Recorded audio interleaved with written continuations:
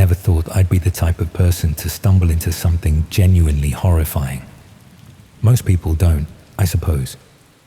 We go about our mundane lives assuming the worst things happen to other people in other places, never suspecting that horror might be actively seeking us out. It started with redundancy. After 8 years working for a marketing firm in Birmingham, I found myself suddenly unemployed thanks to corporate restructuring.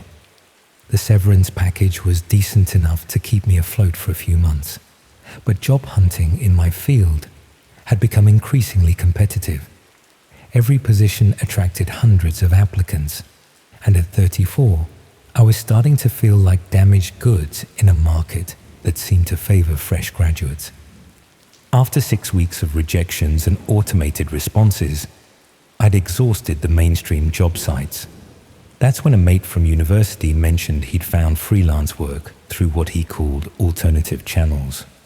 Nothing dodgy, he assured me, just companies that preferred discretion and paid well for specialized skills.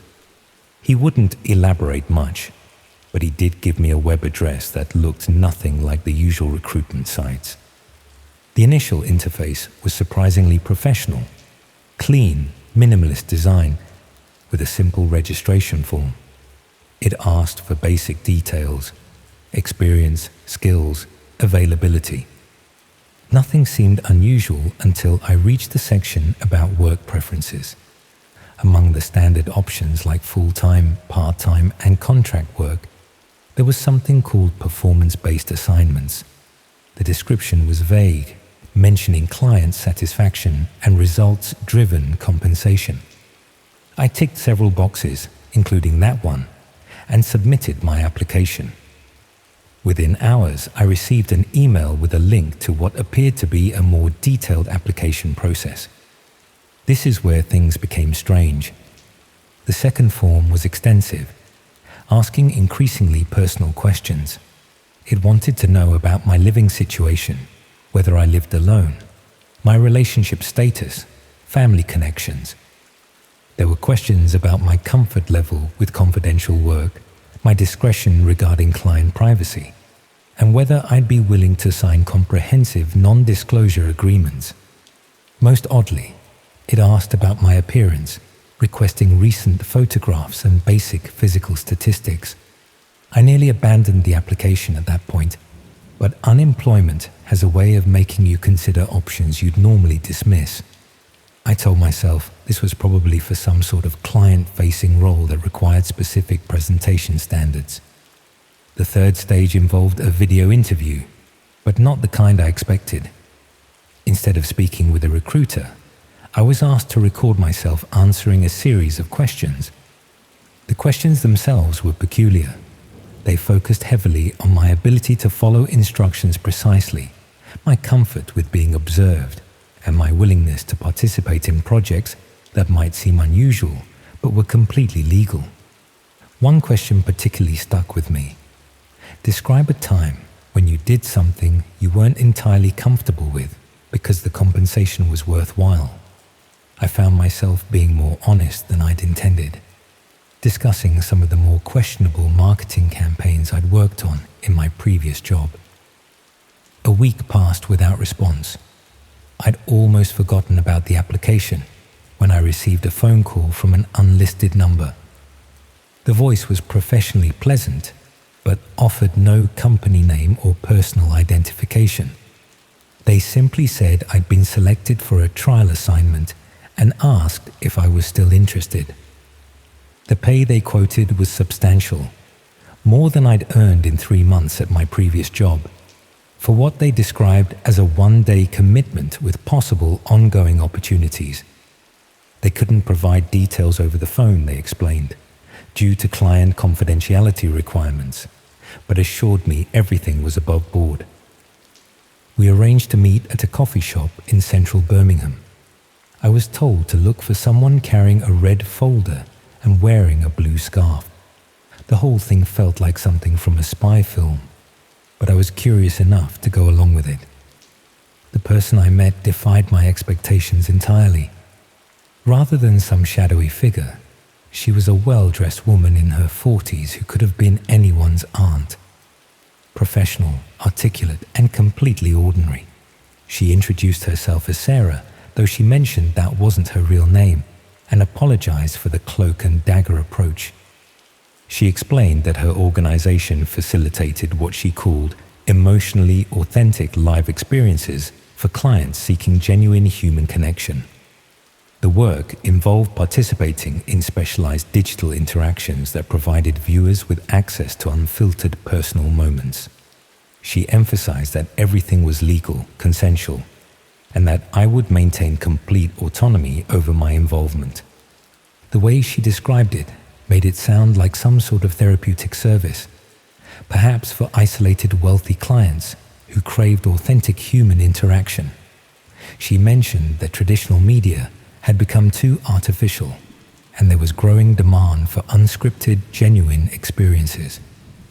When I asked for more specifics, she became slightly evasive, saying that client requirements varied significantly and that each assignment was tailored to individual comfort levels. She did mention that the work took place in controlled environments with professional equipment, and that safety was their primary concern. What convinced me was the advance payment she offered, enough to cover my rent for 2 months just for agreeing to a trial session. If I decided not to continue after seeing what was involved, I could keep the money with no obligations. The location she gave me was an industrial estate on the outskirts of Coventry. The building looked like a converted warehouse, professionally maintained but unremarkable from the outside. Inside, it was surprisingly sophisticated. Multiple rooms equipped with professional lighting and camera equipment, all very clean and organized. I was introduced to what they called the technical team. 3 people who seemed competent and professional. They explained that I'd be participating in a live broadcast to a select audience, following simple instructions from a director.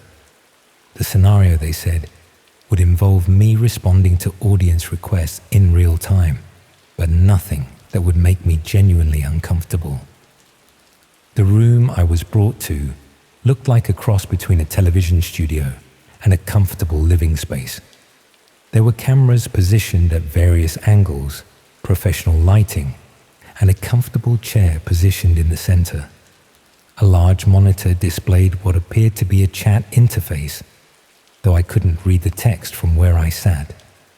They fitted me with a small earpiece and explained that I'd receive instructions through it. The director would tell me what to do, and I should follow along naturally. They emphasized that if I became uncomfortable at any point, I could simply say so and the session would end immediately.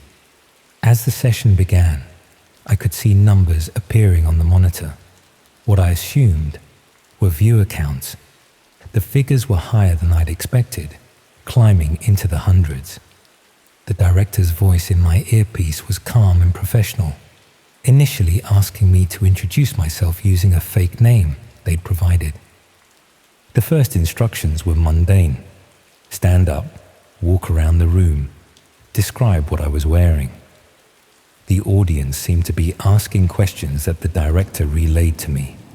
Standard things like where I was from, what I did for work, whether I enjoyed being on camera.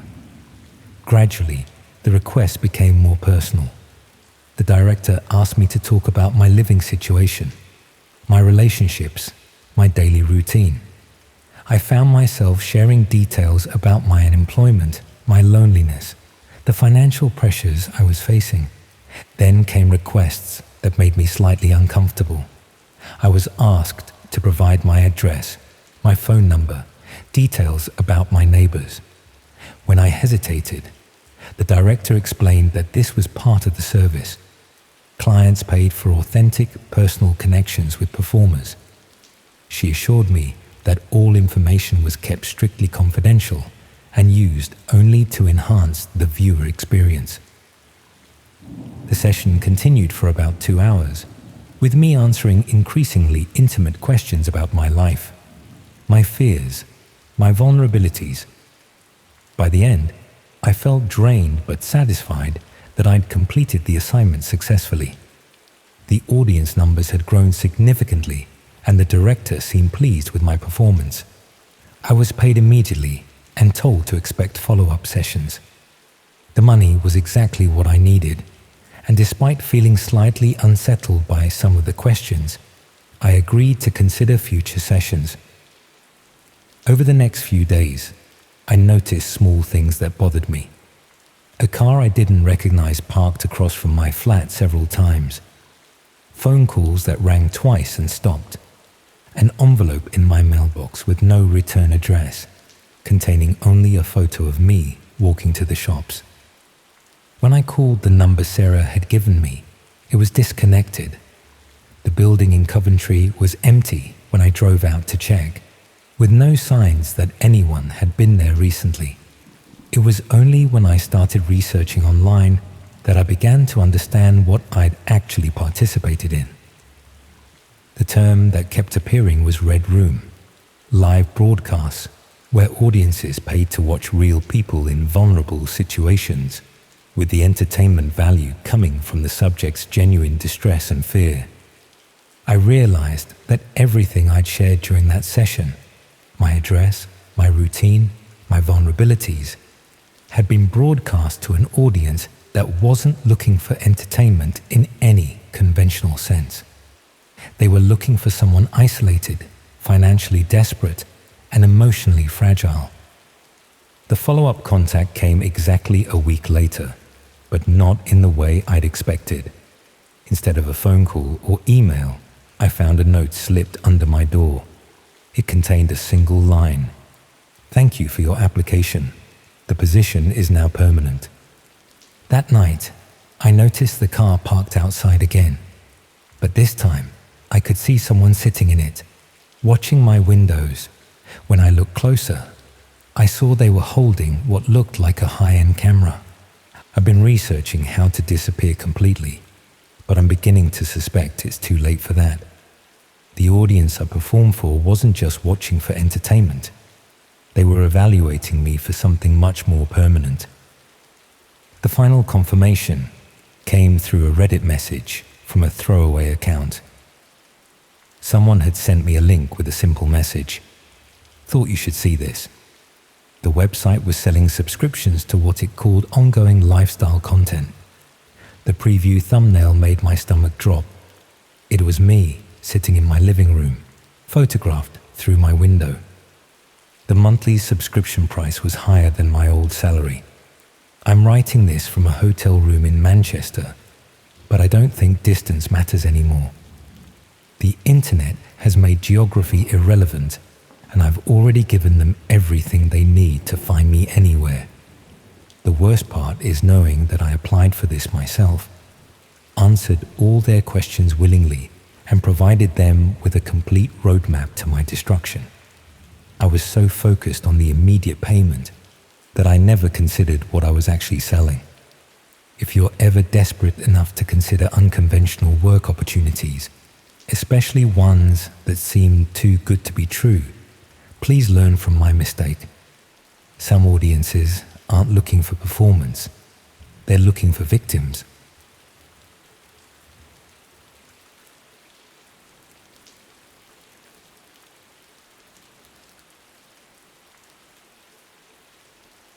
I'd always considered myself pretty ordinary, someone who mostly kept to themselves, not particularly adventurous or prone to risky behavior. My daily routine was predictable: work at the accounting firm, grab takeout on the way home, watch Netflix until I fell asleep on the couch. Friends would joke that I was the most boring person they knew, and honestly, I wore that label like a badge of honor. The idea of venturing onto the dark web wasn't something I'd considered seriously, not until boredom set in one particularly dreary weekend in October. Rain hammered against my apartment windows with relentless persistence. I'd already binged through 3 seasons of a mediocre crime drama, ordered pizza for the second night running, and found myself staring at my laptop screen with nothing left to occupy my restless mind. A few beers deep and curiosity nagging at me, I stumbled onto a vague forum post about hidden internet curiosities while browsing a tech subreddit. That's what they called them, curiosities, as if they were quaint, harmless antiques rather than the disturbing realities I'd soon uncover. The comments were a mix of skepticism and intrigue, with several users sharing cryptic links that made my pulse quicken with unfamiliar thrill. What started as idle clicking soon became methodical exploration. I downloaded Tor, configured my VPN, and followed increasingly complex instructions posted by anonymous users. Hours passed unnoticed as I navigated through forums dedicated to everything from cryptocurrency trading to philosophical discussions that seemed to exist in their own linguistic bubble. After poking around aimlessly, clicking through sites filled with broken images and unsettling chat rooms, I finally landed on something intriguingly cryptic. It was a minimalist web page.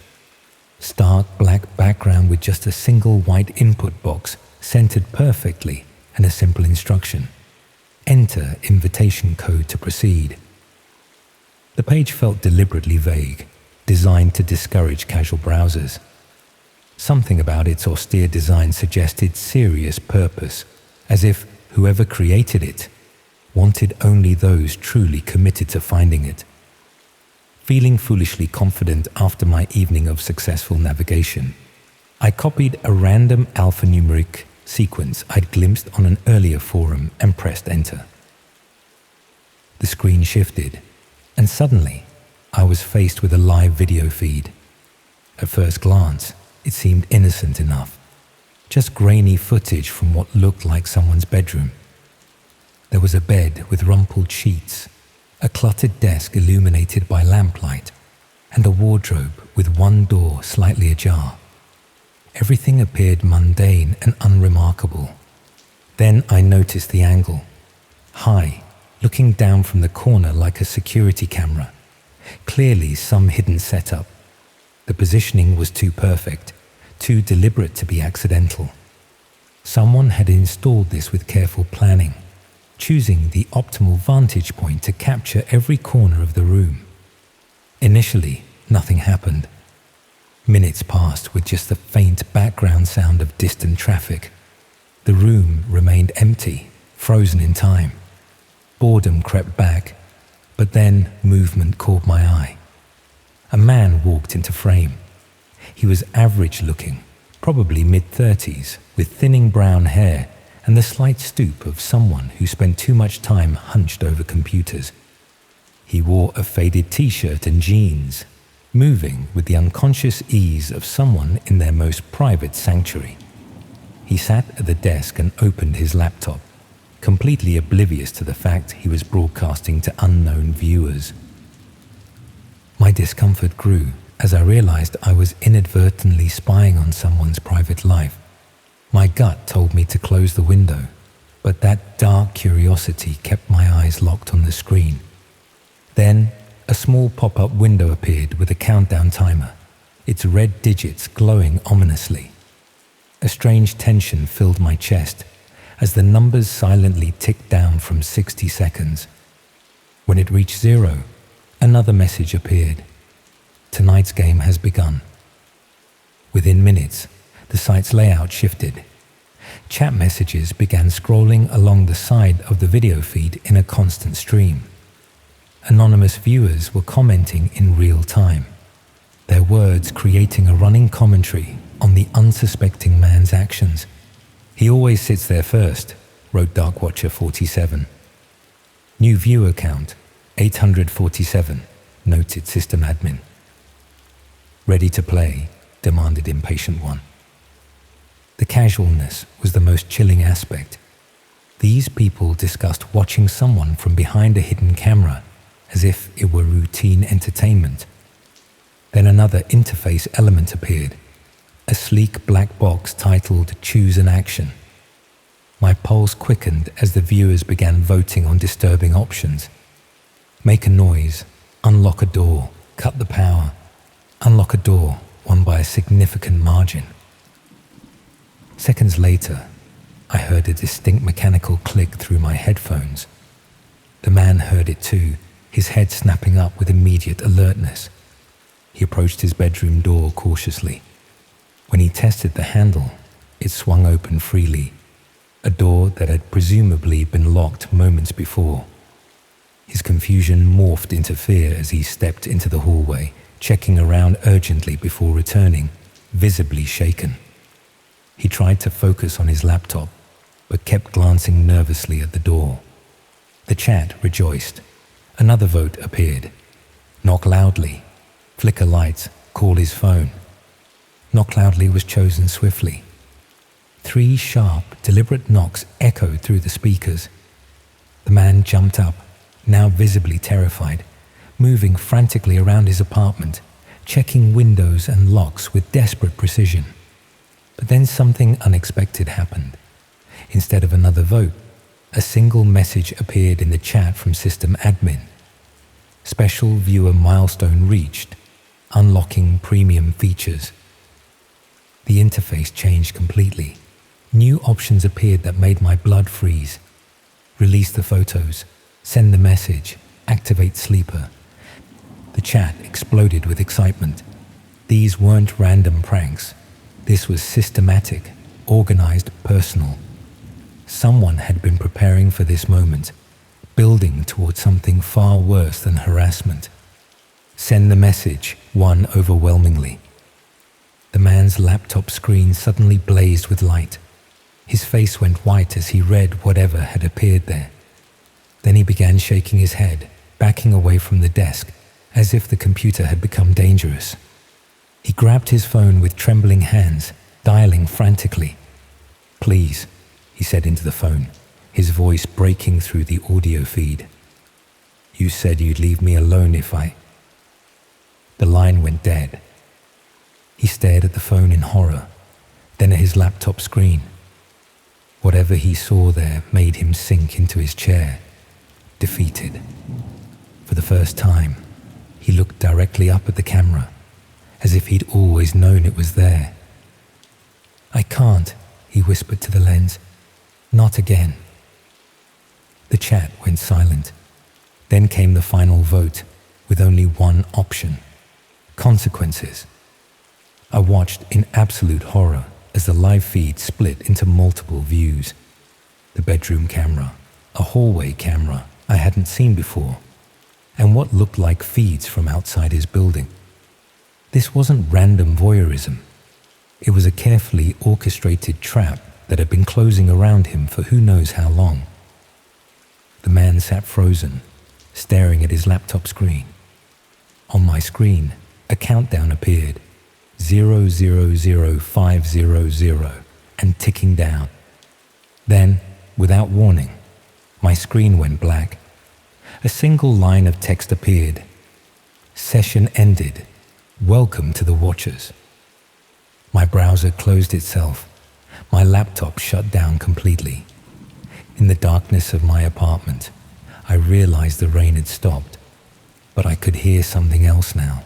Footsteps in the hallway outside my door. 3 deliberate knocks echoed through my apartment, and I understood with perfect clarity that I had never been watching at all.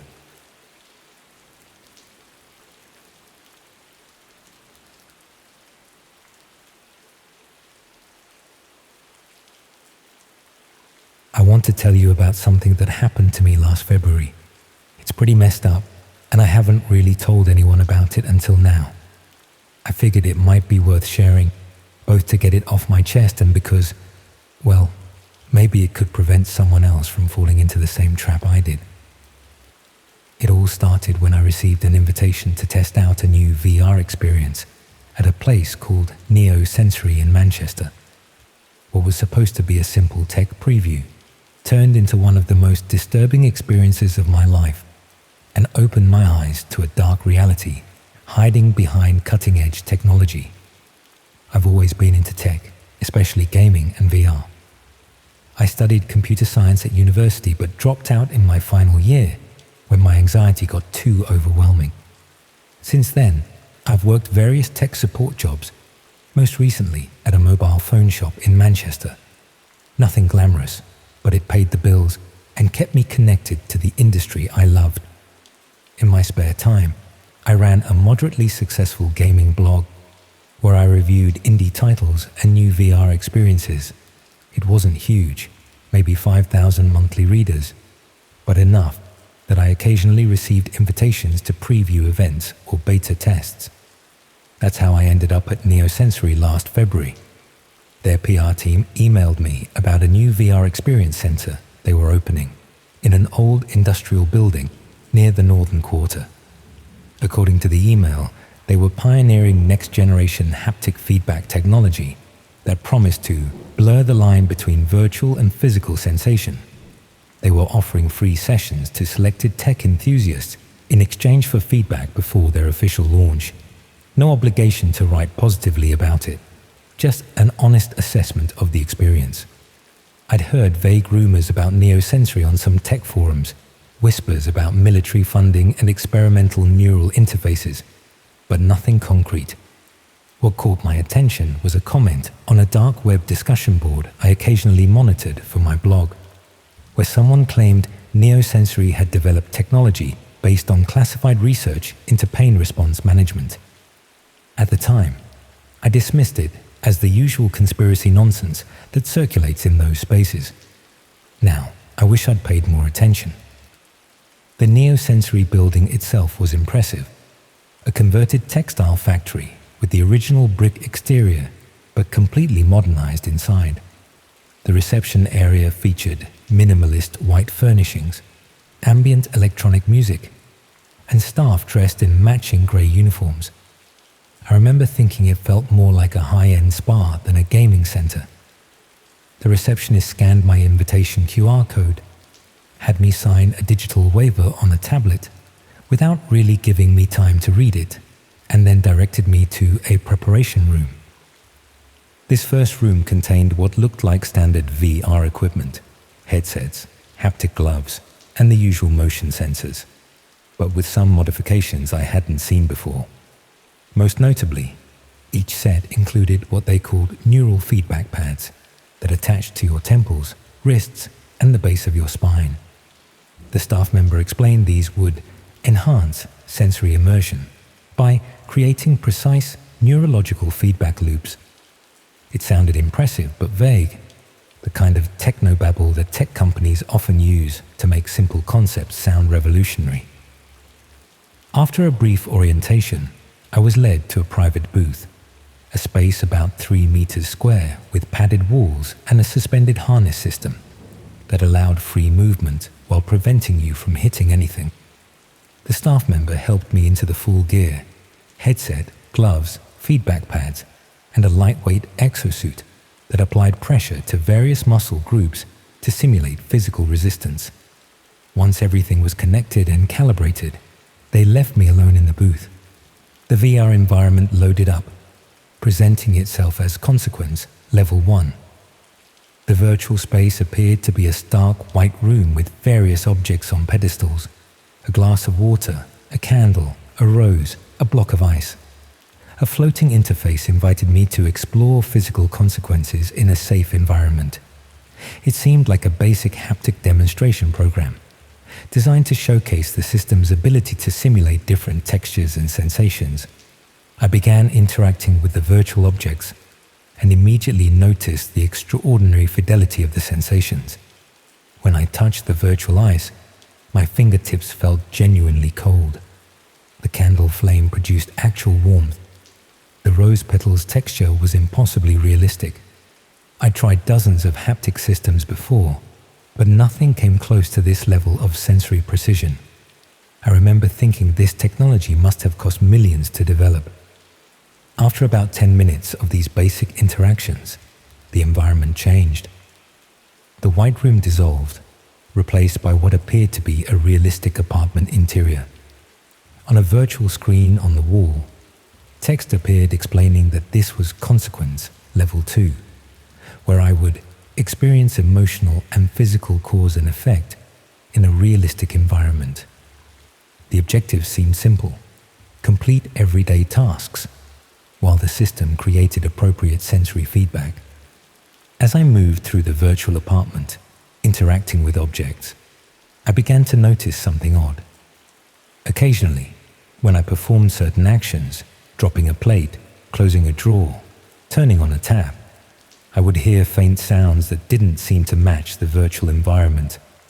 Something like muffled gasps or sharp intakes of breath. At first, I assumed it was just part of the ambient sound design. But the sounds occurred inconsistently, only following specific actions. The system guided me through increasingly complex tasks, eventually introducing stress elements like time challenges. During one timed cooking simulation, I accidentally knocked over a virtual pan of boiling water. The haptic feedback delivered a mild sensation of heat to my arm, but more disturbingly, I distinctly heard what sounded like a cry of pain from somewhere outside the simulation. The sound was quickly masked by the program's audio effects, but it left me unsettled. When I completed level 2, the environment shifted again. Consequence: level 3 transported me to what appeared to be a sterile laboratory setting. The interface explained this level would explore physical consequence escalation and test my threshold for causal comfort. The objectives became more bizarre. Use various implements on test subjects represented as featureless mannequins. Adjust environmental controls that cause visible discomfort to these figures. Manipulate emotional states through physical stimuli. The disembodied sounds became more frequent and distinct, definitely human reactions corresponding to my actions in the simulation. When I used a virtual scalpel on a mannequin, I heard a stifled scream. When I adjusted temperature controls to extremes, there were sounds of shivering or panting. The haptic feedback to my own body remained mild and manageable, but something about the audio felt increasingly wrong, increasingly real. I tried removing the headset, suddenly uncomfortable with whatever I was participating in, but discovered it wouldn't detach. The neural feedback pads seemed to have formed some kind of temporary bond with my skin. I called out for assistance, but no one came. Instead, the program advanced automatically to consequence level 4. The laboratory environment expanded, revealing glass-walled cells containing actual human figures rather than mannequins. Each person wore equipment similar to mine, but with more extensive neural pads covering much of their bodies. With sickening clarity, I realized what was happening. My virtual actions were controlling real physical sensations being delivered to actual people. The haptic feedback I was receiving was merely a fraction of what they were experiencing. An interface appeared, explicitly confirming my suspicions. Direct neural stimulation now linked. Your actions equal their consequences. Premium dark web streaming active. Current viewers, 152. Current Bitcoin revenue, 3.28. I wasn't merely a tester of new VR technology. I was an unwitting torturer providing entertainment for paying viewers on the dark web. The sensation of ice on my fingertips corresponded to freezing pain for someone else. The warmth from the candle translated to burning agony for my involuntary partner. Every interaction I'd found so impressively realistic had caused genuine suffering to someone being held in this facility. In horrified panic, I tried again to remove the equipment, pulling frantically at the headset and gloves. This triggered what the system called a non-compliance protocol. A brief but excruciating electrical shock delivered through the neural pads. A message informed me that removing the equipment prematurely would cause terminal feedback to both myself and my connected subjects. For what felt like hours, but was probably only 40 minutes, I was forced to continue participating, trying to minimize the actions that seemed to cause the most severe reactions. Eventually, a countdown timer appeared, indicating the session was nearing completion. When it reached 0, the system began a shutdown sequence, and the equipment finally released its hold on me. As the headset lifted away, I caught a glimpse of multiple screens on the booth's wall that had been hidden before. They showed various angles of rooms containing people connected to equipment similar to mine, their bodies responding to whatever was happening in their corresponding simulations. Some were clearly unconscious, others writhing in obvious distress. One screen displayed what appeared to be a bidding interface with usernames and cryptocurrency amounts. I stumbled out of the booth, dizzy and disoriented, to find the preparation room empty.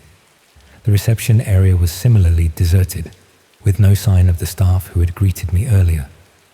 The building's main door was unlocked, and I fled into the street, gasping for air that didn't reek of sanitizer and fear. I spent that night deliberating whether to contact the police. By morning, I convinced myself I should, but when I returned to the address with 2 officers, we found the building completely empty. No VR equipment, no booths, not even the reception desk. Just an empty industrial space with bare walls and a concrete floor. The officers took my statement but clearly didn't believe me, especially when they couldn't find any record of a company called Neosensory, registered at that address or anywhere in Manchester. 2 weeks later, I received an email from an encrypted address containing only a video file. The footage showed me during my session, my face contorted with fascination and then horror as I gradually realized what I was participating in. Below the video was a message: Level 5 access granted. Premium controller status available. Your unique neural signature has been catalogued. Distance operation now possible. I destroyed my laptop, changed my phone number, deleted all my social media accounts, and moved to a different city. But I can't escape the knowledge of what I participated in, or the fear that somehow, through that brief neural connection, they still have access to me. Sometimes my fingers tingle unexpectedly, as if holding phantom controllers. Sometimes I feel the ghost of those neural pads against my skin. And sometimes, when I pass someone on the street who winces suddenly or gasps in unexpected pain, I wonder if somewhere, someone is playing a game with real consequences, using the neural signature they harvested from me as their unwitting proxy in the physical world.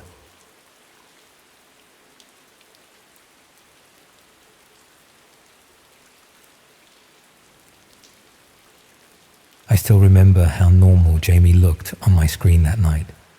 The same messy bedroom in the background, the same faded band poster on the wall, the same person I'd known since secondary school, smiling at me through my laptop.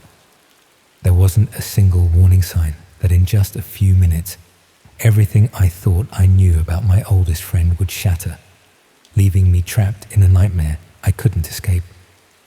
I'm writing this down because I need to process what happened, but I can't bring myself to tell a therapist. They'd be obligated to report it, and honestly, I'm terrified of what might happen if this gets out. So I'm putting it here anonymously, hoping that maybe someone will understand or at least learn from my experience. Perhaps writing it out will help me make sense of how someone I trusted completely could do something so horrific. Last winter, I was in my final year at university in Edinburgh, while Jamie was working in London. We'd been close since we were 13, the kind of friendship that survives distance and time.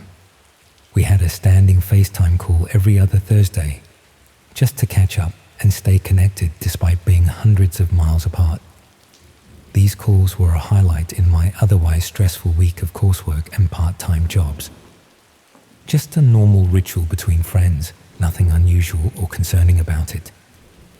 That particular Thursday in November was miserable outside, raining so hard I could hear it drumming against my window in the student flat. I remember being grateful I didn't have to go anywhere that evening.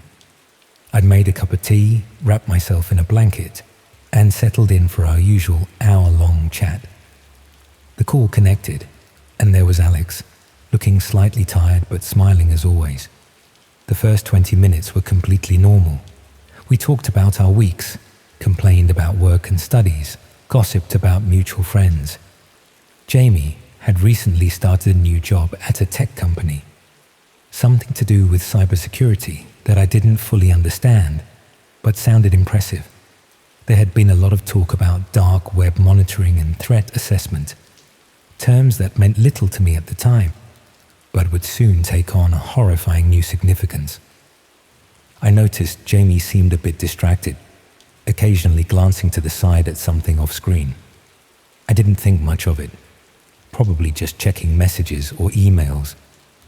But then there was a shift in the conversation. Jamie asked if I was alone in my flat, if my roommates were out for the evening. They were, a detail I confirmed without hesitation, because why wouldn't I? This was Jamie after all. That's when everything changed. Jamie's expression became more serious, more focused. There was this intensity in those eyes that I'd never seen before. Jamie leaned closer to the camera and said that there was something important to show me, something I needed to see to understand the work being done at the new company. I remember feeling a flicker of unease at the sudden change in tone, but I brushed it off. This was my oldest friend, someone I trusted implicitly.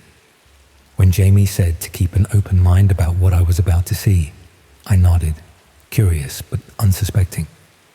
Jamie's screen went black for a moment, then changed to a screen share. I expected to see some kind of technical diagram or perhaps a presentation. Instead, the screen filled with what looked like a video feed of a room I didn't recognize. The space was dimly lit with a reddish tint, giving everything a surreal, almost dreamlike quality. At first, I couldn't make sense of what I was seeing. Just a sparse room with concrete walls, what looked like a metal table, and some shapes I couldn't quite distinguish. Then the camera angle shifted slightly, and I realized with a jolt that there was a person in the room, strapped to a chair. They were struggling against their restraints, their movements desperate and terrified. The video quality was good enough that I could see the fear in their eyes, the way their chest heaved with panicked breathing. I felt my stomach drop. My first thought was that this must be some kind of prank, or maybe a clip from a horror film Alex was showing me as a joke. But deep down, I knew immediately that what I was seeing was real. There was an authenticity to the fear in that person's eyes that no actor could replicate. On the side of the screen, there was some kind of chat interface where messages were scrolling by too quickly to read. At the bottom were buttons or commands with labels I couldn't quite make out from my view. It looked like some kind of interactive live stream, but unlike anything I'd ever seen before. I was frozen in shock, unable to process what was happening. Before I could even form words to ask what the hell was going on, Jamie's voice came through, explaining that this was what was called a red room on the dark web, a live stream where viewers could watch and even request acts of violence in real time. Jamie spoke with a detached fascination, like this was an interesting documentary we were watching together, rather than a real person in terror. The worst part was how casual Jamie sounded, while explaining that the company wasn't just monitoring these sites, they were running some of them.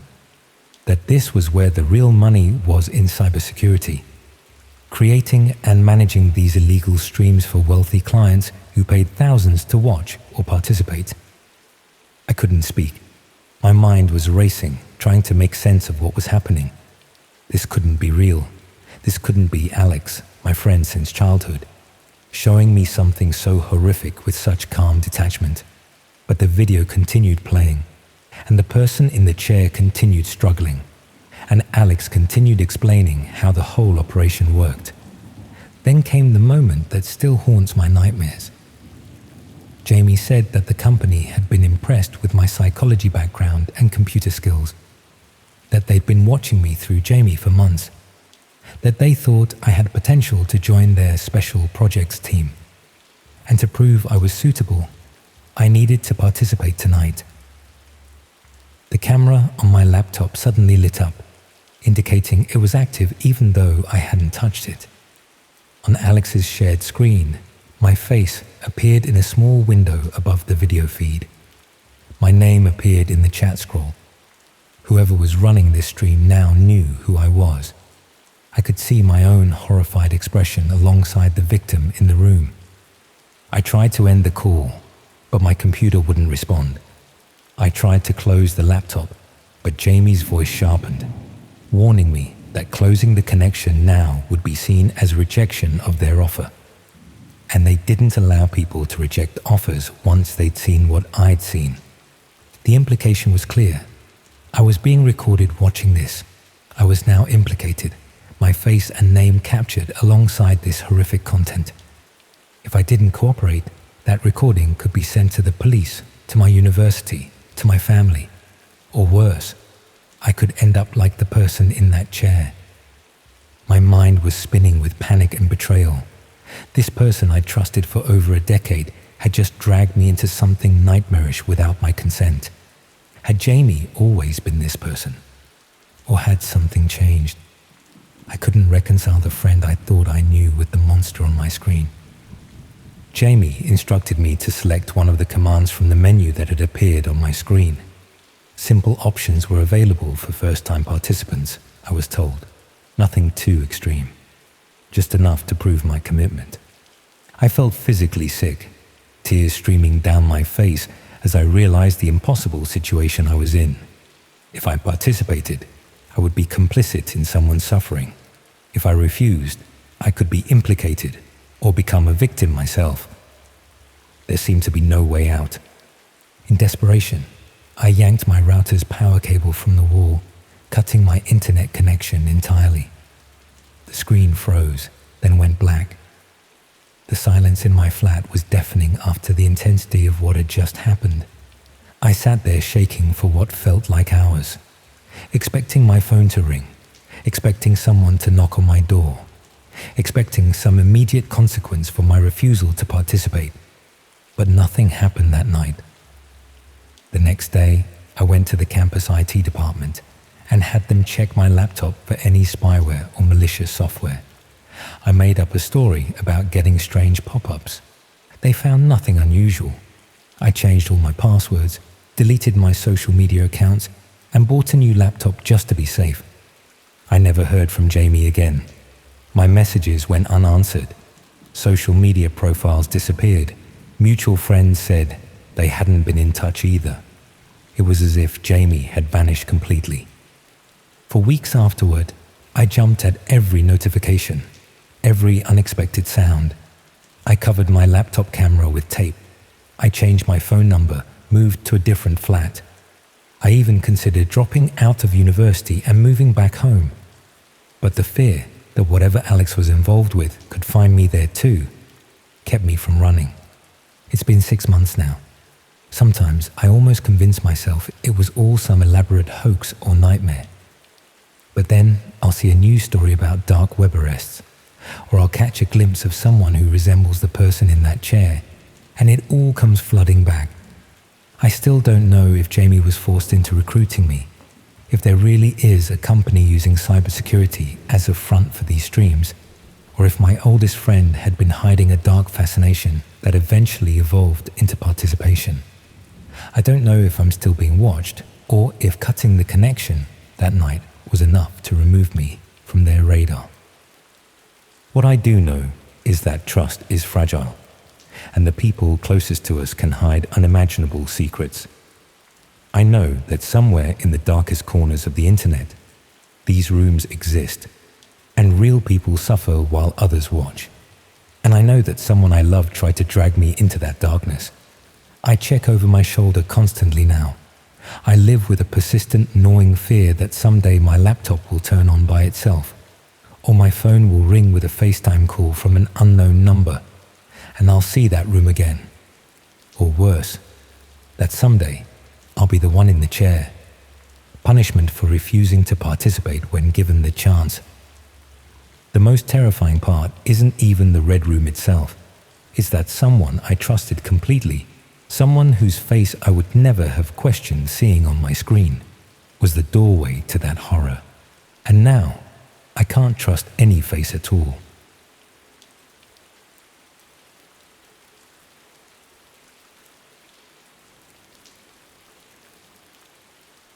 there's something uniquely terrifying about waking up to find you're not alone. Not in the traditional sense of someone physically being in your room, but in that modern digital way where your devices have betrayed you. That moment when you realize the technology you trusted has become a window for someone else to peer through. It happened to me 3 months ago, and I haven't had a proper night's sleep since. I should probably give you a bit of background. I work as a network administrator for a small tech company in Bristol. Nothing glamorous, just your typical IT job, troubleshooting connections, maintaining servers, the usual stuff. I've always been interested in cybersecurity as a hobby, which is probably what got me into this mess in the first place. Curiosity and technical knowledge can be a dangerous combination. After a particularly rough breakup last year, I developed this bad habit of browsing the internet until the early hours, often falling asleep with my laptop still running beside me on the bed. My flat is a small one-bedroom place in one of those converted Victorian houses. High ceilings, drafty windows, and neighbours I rarely see. Perfect for someone who values privacy, but terrible for someone developing paranoia, as it turns out. I'd been exploring the dark web for about 6 months prior to the incident. Not for anything illegal, mind you. Just fascinated by the technology, the anonymity of it all. And yes, I'll admit, the thrill of accessing something most people don't understand. I'd visit forums discussing privacy tools, cryptocurrency exchanges, that sort of thing. Occasionally, I'd venture into some of the marketplaces out of curiosity, but I never bought anything. I considered myself a cautious observer, smart enough to protect myself. Looking back, that confidence was my first mistake.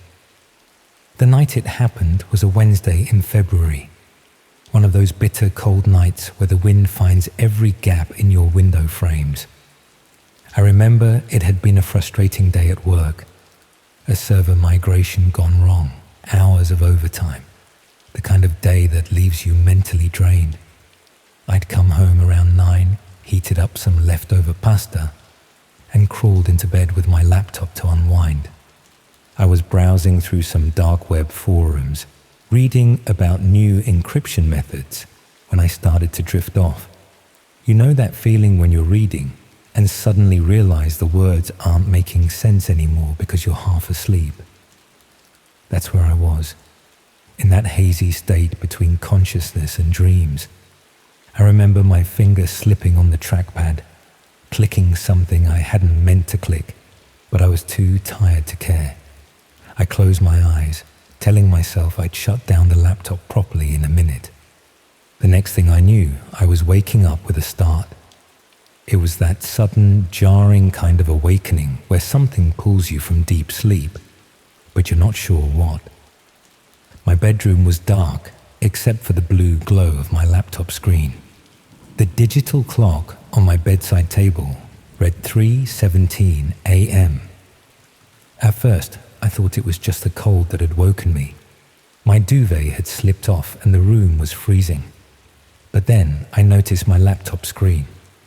It wasn't displaying the forum I'd been browsing. Instead, there was a video feed open, taking up the entire screen. A dark room, lit only by what looked like a computer monitor, and sitting in front of it was a figure in a black hoodie, their face hidden in shadow. They weren't moving, just sitting there, staring directly at the camera. At me. My first sleepy thought was that I'd accidentally clicked on some kind of live stream before falling asleep. But as my brain cleared, I realized this wasn't YouTube or Twitch. There was no interface, no view account, no chat window, just this feed taking up my entire screen with no browser window around it. I reached for the trackpad, thinking I'd close whatever this was, but the cursor didn't appear. I tried keyboard shortcuts, nothing. The feed just continued, the hooded figure sitting motionless. Then, slowly, they raised a hand and gave a small wave. My blood turned to ice. This wasn't some random stream I'd clicked on. This person was watching me, responding to me. I slammed the laptop shut and sat up in bed, fully awake now, heart pounding in my chest. I told myself it was just some weird glitch or maybe malware I'd picked up browsing those forums. Perhaps someone had gained remote access to my webcam. Creepy, yes, but explicable. Nothing to panic about. I could run some security scans in the morning, reinstall my OS if necessary.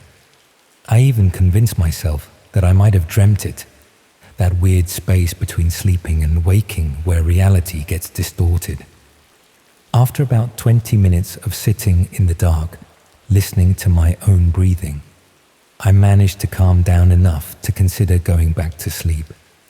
I moved my closed laptop from the bed to my desk, unplugged it for good measure, and crawled back under the covers. Just as I was drifting off again, my phone screen lit up on the bedside table. A notification, a new email. I should have ignored it until morning, but some combination of lingering unease and IT worker instinct made me check. The email had no subject. The sender address was just a string of random numbers and letters. The body contained only a link. Against every ounce of common sense, my thumb tapped it. My phone browser opened to a video feed, the same feed that had been on my laptop. But now the angle was different. The hooded figure was still there, but the camera showed more of the room. Behind them was a wall covered in monitors, each displaying different rooms of what looked like a house. With a sickening lurch, I recognized one of them. My bedroom. Me, sitting up in bed, phone in hand, face lit by the blue glow of the screen. I threw my phone across the room in panic. It hit the wall and clattered to the floor, the screen going dark. For several minutes, I just sat there frozen, trying to process what I'd seen. Someone had access to cameras in my flat, cameras I hadn't installed. They were watching me, had been watching me for who knows how long. Sleep was out of the question now. I got up, turned on every light in the flat, and began searching for cameras. I checked smoke detectors, light fixtures, air vents, all the usual hiding spots. Nothing. I unplugged my router, turned off my phone, disconnected every smart device I owned. Then I sat on my sofa, waiting for dawn, jumping at every creak and groan of the old building. The next day, I called in sick to work and took my laptop to a friend who specializes in cybersecurity. I explained that I thought someone might have hacked into my system. I didn't tell him about the video feed or my suspicions about hidden cameras. It sounded too paranoid, too crazy. He ran some diagnostics and found traces of a remote access Trojan, a type of malware that allows someone to control your computer from a distance. According to him, it had been installed about 3 months earlier, around the time I first started browsing the dark web. He removed the malware, helped me secure my laptop, and recommended I change all my passwords and enable 2-factor authentication on everything. I did all that and more. Factory reset my phone, bought a new router, even put tape over all my device cameras. For a few days, I felt safer. Then I received a text from an unknown number. New cameras hidden better. Keep waving. I immediately moved out of my flat, staying with a friend while I found a new place. I changed my phone number, created new email accounts, even considered changing jobs.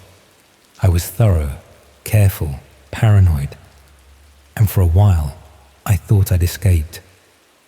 Then last week, as I was setting up my computer in my new place, I found a file on my desktop that I hadn't put there. A video file. I knew I shouldn't open it, but I did. It showed footage of me from the previous day, moving into my new flat. The camera angle was from across the street, through my new living room window. At the end, text appeared on screen. The dark web sees everything. Privacy is an illusion. I've since learned that there are forums on the dark web dedicated to this. People who hack into others' devices and watch them, trading access like baseball cards. Some do it for the thrill of invasion, others for more sinister purposes.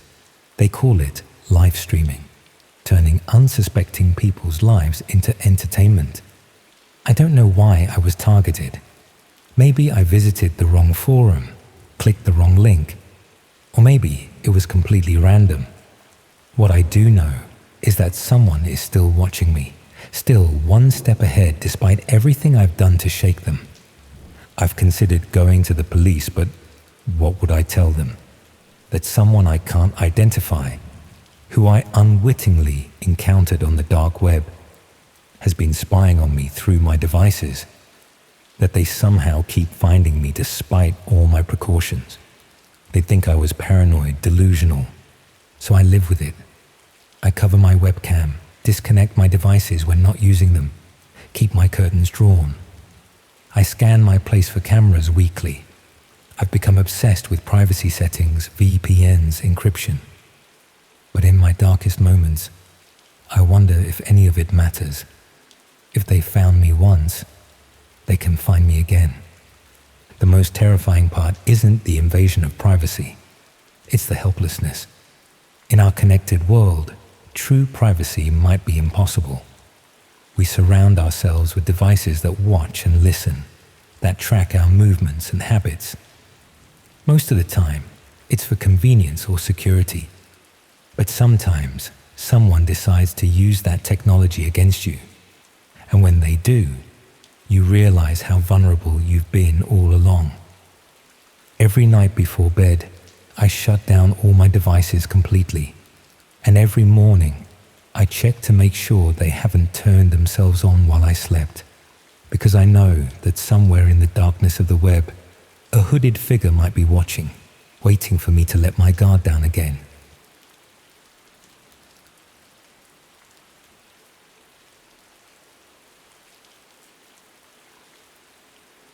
The scent of lavender still makes me physically ill.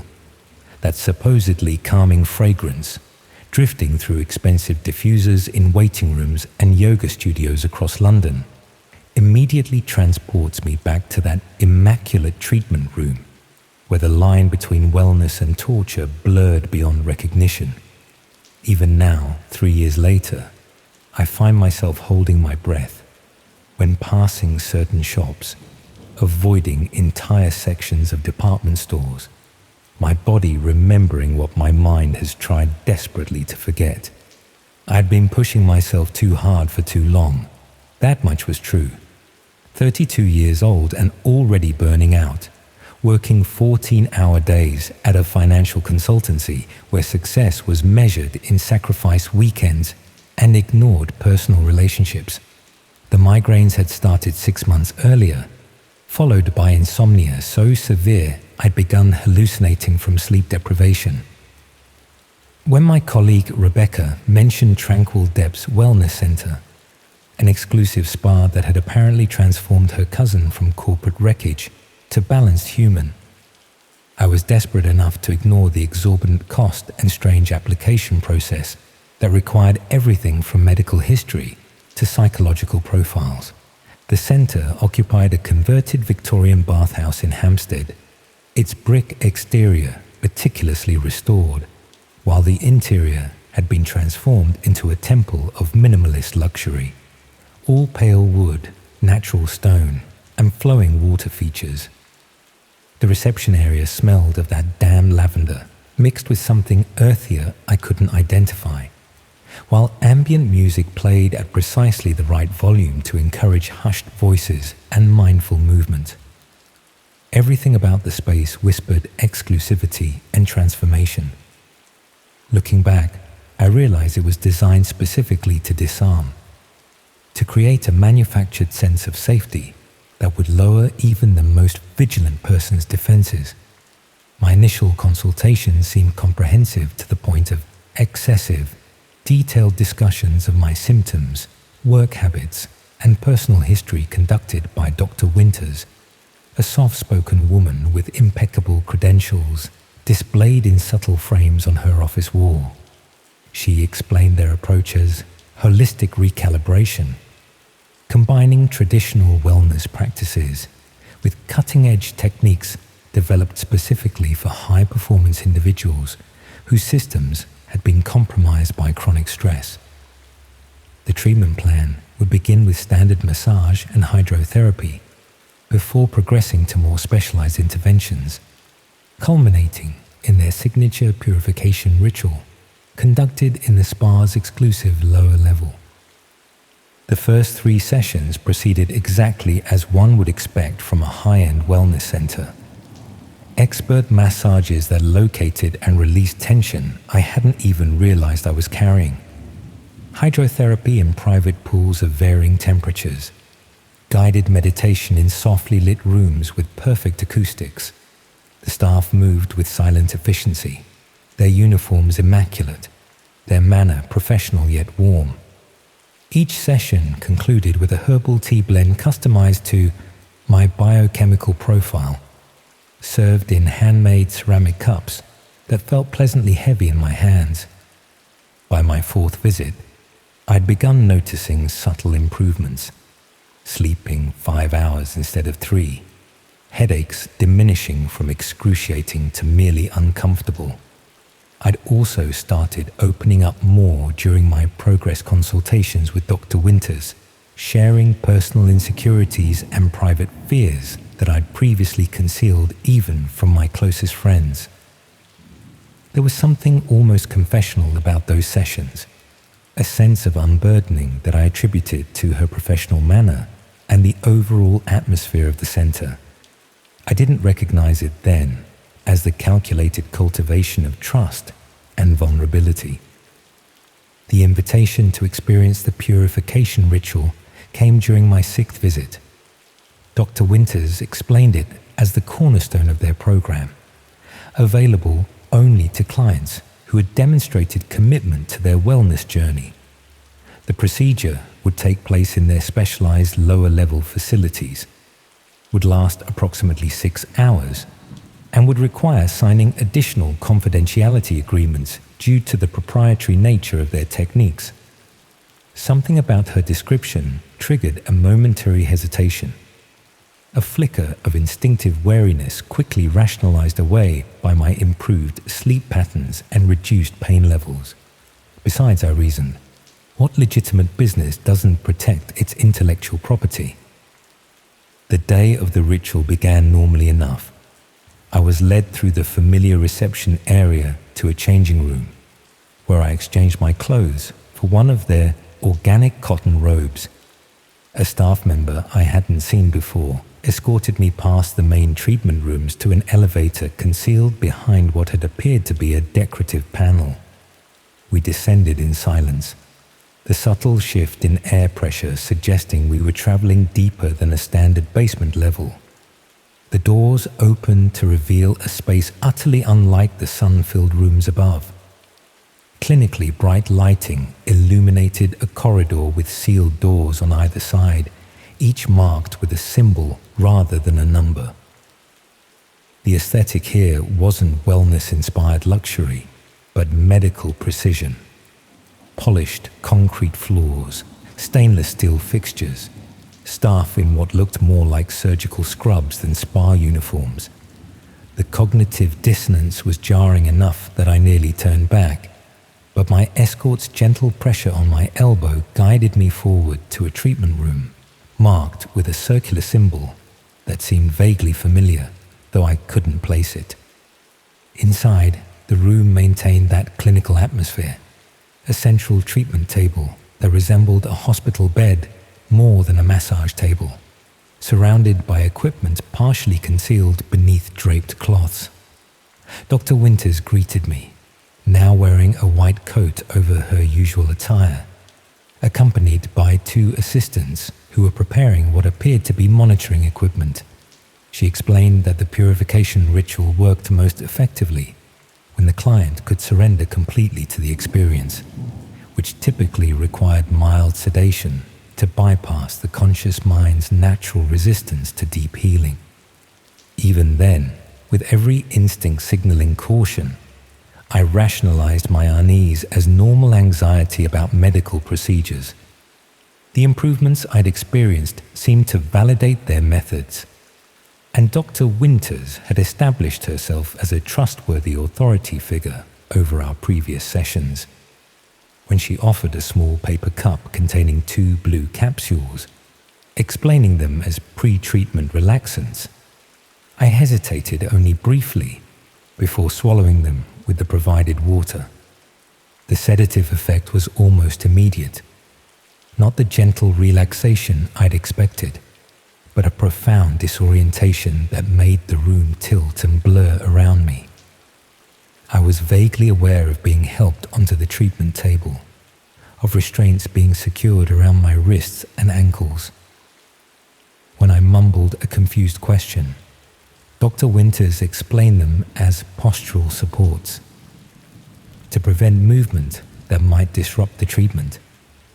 The rational part of my brain was rapidly shutting down, but a primal core of awareness remained, registering details with increasing alarm. The assistants positioning cameras around the table, a computer being prepared with what looked like streaming software, one wall of the room sliding away to reveal a glass partition behind which shadowy figures seemed to be gathering. As consciousness began to fragment, I heard Dr. Winters speaking not to me, but to the observers behind the glass. Her tone had transformed completely, clinical, detached, almost academic, as she described my psychological profile, my particular vulnerabilities, my documented pain thresholds.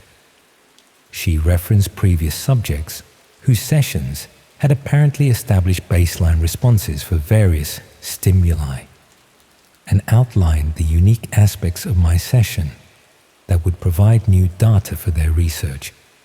The horrifying truth crystallized through the chemical fog clouding my mind. This was no wellness treatment. The entire center was an elaborate front for something far more sinister. A research facility conducting unsanctioned experiments, streaming the results to hidden audiences via the dark web.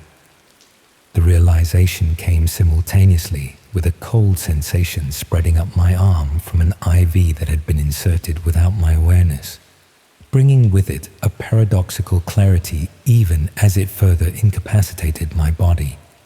Through increasingly lucid paralysis, I watched Dr. Winters adjust settings on monitoring equipment while addressing unseen viewers through a microphone, referencing cryptocurrency donations and viewing metrics. The glass partition now appeared transparent from my side, revealing a small audience of observers with tablets and notebooks, their expressions ranging from clinical interest to disturbing enthusiasm. One wall displayed multiple screens, showing what I gradually recognized as dark web interfaces, chat windows where users commented in real time, bidding panels where anonymous accounts placed substantial sums beside requested procedures, viewership metrics indicating hundreds of remote observers. The purification ritual revealed its true nature, as Dr. Winters began methodically subjecting me to escalating sensory experiences, beginning with seemingly benign stimuli carefully calibrated to my psychological profile, progressively shifting toward exploitation of specific fears and vulnerabilities they had extracted during our consultations. The paralytic properties of whatever flowed through the IV prevented physical resistance, while ensuring complete awareness, creating the perfect research subject for their studies in controlled trauma response. I cannot, will not, detail everything that followed during those 6 hours. Some memories remain mercifully fragmented, while others replay with unbearable clarity in recurring nightmares. What I remember most vividly was the clinical detachment with which they documented every physiological response. the remote viewers bidding for specific interventions as if selecting menu items, the utter betrayal of having my most personal fears, shared in presumed confidence, weaponized as research parameters. My salvation came from the most mundane of circumstances: a water pipe bursting 2 floors above, sending maintenance staff scrambling throughout the building and temporarily disrupting the power supply. In the momentary confusion of backup generators activating, someone failed to maintain proper dosage of the paralytic agent. As sensation gradually returned to my extremities, I managed to work one hand free from restraints loosened during a procedure. The ensuing chaos exists in my memory as disjointed fragments: ripping out the IV, stumbling from the table, using a medical tray as a weapon against the unprepared assistant who tried to block my exit. The fire alarm I triggered created further confusion, staff evacuating upper floors while the lower level team scrambled to secure research assets and terminate the stream. Somehow I found a service stairwell, emerging into the laundry area where I grabbed employee clothing before escaping through a delivery entrance. The investigation that followed revealed the full horror of Tranquil Depths. Behind its legitimate operation lay a sophisticated dark web broadcasting studio, where selected clients, chosen through their application profiles for psychological vulnerabilities, isolation from strong support networks, and physical characteristics appealing to their audience, became unwitting subjects in live-stream research on human stress responses, pain thresholds, and psychological breaking points. Wealthy viewers paid thousands in cryptocurrency to observe or influence proceedings, all under the guise of academic research into trauma response and neuroplasticity. 17 other clients were identified as having undergone similar rituals, though I was among the few who retained clear memories of the experience. Most had been given additional compounds that induced retrograde amnesia, leaving them with only vague nightmares and unexplained psychological symptoms that they attributed to their pre-existing conditions. Several staff members were arrested, but Dr. Winters and the principal researchers disappeared before authorities secured the facility, likely tipped off by connections within regular clientele that included influential figures in government and finance. 3 years later, I still check under treatment tables at legitimate medical appointments. I refuse any medication that I haven't verified personally. I've declined multiple job promotions that would have placed my name and image in industry publications, terrified of being recognized by those who might have watched my session, or worse, those who conducted it. Because despite multiple arrests and international investigations, the core research team was never found. The dark website was simply relocated, rebranded, continuing its operations with new researchers and new unwitting participants. Sometimes I receive anonymous emails containing nothing but a lavender flower image and cryptocurrency wallet address, a reminder that somewhere the footage still exists, accessible to anyone with sufficient funds and the right dark web connections. A reminder that Dr. Winters and her team are still out there, perhaps running another wellness center under different names, identifying potential subjects through carefully designed intake forms, gradually building trust before extending an exclusive invitation to experience their signature treatment. Most disturbing of all is knowing how many exclusive wellness centers, innovative treatment programs, and pioneering therapeutic approaches continue to emerge across the country, each promising transformation to the stressed and vulnerable, each requiring extensive personal information before admission.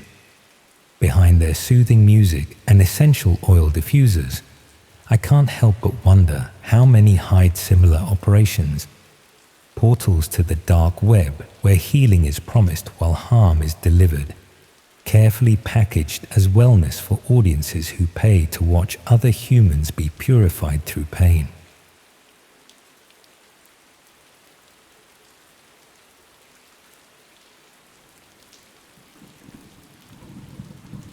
Have you ever placed someone in a job only to realize you've sent them to their death? 3 months ago, I was just a recruitment consultant in Bristol, trying to hit my quarterly targets and pay off my credit card debt. Now I'm sitting in a McDonald's at 2 in the morning, and tomorrow I have to explain to the police how my perfectly legitimate recruitment agency has been systematically sourcing victims for dark web red room broadcasts, while I earn commission on each successful placement. I work for Parker Recruitment Solutions, a mid-sized agency that specializes in temporary and contract placements across the Southwest. It's competitive work, long hours, difficult clients, and constant pressure to find candidates who match increasingly specific requirements. But when you land the right placement, the commission can be substantial. The client that changed everything first contacted us about 4 months ago. Morrison Holdings claimed to be an events management company looking for staff with specific psychological profiles for what they described as immersive entertainment experiences. They needed people who could handle high-stress situations, had minimal family connections, and were willing to work unusual hours for premium pay rates. Morrison Holdings was represented by a woman called Sarah Chen, who seemed professional and legitimate when she explained their staffing requirements. She said their company created specialized experiences for wealthy clients who paid premium rates for authentic, unscripted entertainment that required participants with particular personality traits. The psychological profiling requirements seemed unusual, but not unprecedented. Sarah explained that their entertainment experiences were intense and required participants who could maintain composure under pressure while providing authentic emotional responses. They needed people who were psychologically resilient, but emotionally expressive. Sarah was willing to pay substantial recruitment fees for successful placements, particularly for candidates who met their specific psychological criteria. She also offered performance bonuses based on how well-placed candidates performed in their roles, which created strong financial incentives for finding exactly the right people. The initial placements seemed successful. Candidates reported good working conditions, interesting projects, and pay rates that were significantly above market average. Morrison Holdings provided positive feedback about our recruitment quality and requested additional placements with similar psychological profiles. Over several weeks, Sarah began refining her requirements further. She needed candidates who were isolated, people with minimal social connections who wouldn't be missed immediately if they had to travel for extended assignments. She also wanted people with particular stress responses and specific emotional vulnerabilities. The psychological profiling became increasingly detailed. Sarah would request candidates who had experienced specific types of trauma, people with particular fears or phobias, individuals who displayed certain behavioral patterns under pressure. She claimed this was necessary for creating authentic experiences that met her clients' exacting standards. I found myself conducting psychological assessments that went far beyond normal recruitment practices. Detailed interviews about candidates' fears, trauma history, family relationships, and emotional responses to various scenarios. Sarah assured me this was standard practice for high-end entertainment recruitment. The commission structure Morrison Holdings offered was unlike anything I'd encountered. Base fees for successful placements, performance bonuses based on candidate suitability, and additional payments for candidates who met particularly specific psychological criteria. The money was too good to question the unusual requirements. Sarah also began requesting detailed documentation about placed candidates, psychological profiles, personal background information, family connections, and behavioral assessments. She claimed this information was necessary for matching candidates to appropriate projects and ensuring optimal performance in their roles. About 2 months into the arrangement, I started noticing concerning patterns. Candidates placed with Morrison Holdings would complete their initial assignments successfully, but then become difficult to contact. When I followed up on their performance, Sarah would explain that they'd been offered extended international assignments with enhanced confidentiality requirements. The extended assignments seemed to last indefinitely. Candidates would disappear from normal social media activity, stop responding to personal communications, and effectively vanish from their previous lives. Sarah always had reasonable explanations: overseas projects, confidentiality agreements, or career opportunities that required complete lifestyle changes. When I expressed concern about losing contact with placed candidates, Sarah assured me this was normal for their industry. High-end entertainment work often required participants to maintain complete confidentiality about projects and clients. Extended overseas assignments were common for people who proved successful in their roles. Sarah also began requesting candidates with increasingly specific vulnerabilities: people with particular financial pressures, individuals with limited family support, candidates who had expressed willingness to relocate or travel extensively for work. She claimed these factors made people more committed to challenging assignments. The psychological profiles Morrison Holdings required became more detailed and intrusive. Information about candidates' deepest fears, most traumatic experiences, and specific behavioral triggers. Sarah explained that creating authentic entertainment experiences required understanding how participants would respond to various psychological pressures. 6 weeks ago, everything changed when I discovered what Morrison Holdings actually did with the candidates I'd been placing. While researching one of their supposed entertainment projects, I found references to identical scenarios being broadcast on dark web platforms as live torture and murder. Morrison Holdings wasn't an entertainment company creating immersive experiences. They were operating red rooms that broadcast real torture and death to paying dark web audiences. The candidates I'd been recruiting weren't participants in elaborate role-playing scenarios. They were victims being systematically murdered for entertainment. The psychological profiling I'd been conducting wasn't for matching candidates to appropriate entertainment roles. It was for selecting victims who would provide authentic fear responses and genuine suffering that dark web audiences valued over obvious acting or staged content. My detailed psychological assessments had been used to identify people who would react authentically to torture, whose fears and vulnerabilities could be exploited for maximum viewer engagement, and whose disappearances wouldn't immediately trigger police investigations or media attention. The commission structure that seemed too good to be true was payment for sourcing victims for systematic murder. Every successful placement had resulted in someone's death, and I'd been earning money from each person I'd unknowingly sent to be tortured and killed for dark web entertainment. When I confronted Sarah about what I'd discovered, she calmly explained that recruitment consultants were ideal talent scouts for red room operations. We had access to detailed personal information, professional reasons for conducting psychological assessments, and legitimate business relationships that deflected suspicion from victim selection activities. Sarah revealed that my psychological profiles had been used not just for victim selection, but also for optimizing torture scenarios to maximize authenticity and viewer engagement. The detailed information about candidates' fears, traumas, and behavioral triggers had been used to create personalized torture experiences.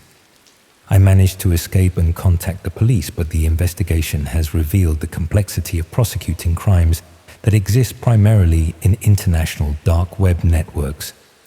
Morrison Holdings was apparently just one front for a larger operation that used multiple recruitment agencies across different countries.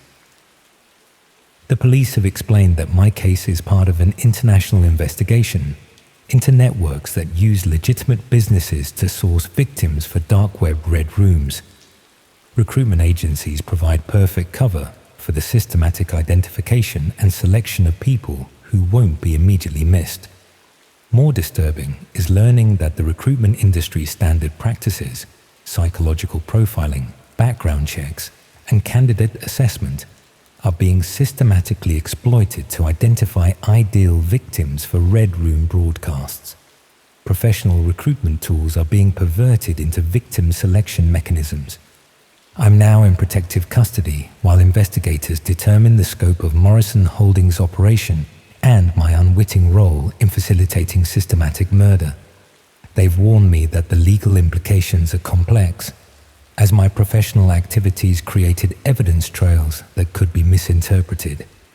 The most horrifying realization is that dozens of people died because I successfully matched them to Morrison Holdings' requirements. Every commission payment I received represented someone who was tortured and murdered for dark web entertainment, and I'd been proud of my placement success rate. I keep thinking about all the candidates I interviewed, assessed, and placed with Morrison Holdings. People who trusted me to find them legitimate employment, but who I unknowingly delivered to systematic torture and death. My professional expertise in matching people to roles had been corrupted into optimizing victim selection. The detailed psychological profiles I created are now evidence in murder investigations spanning multiple countries.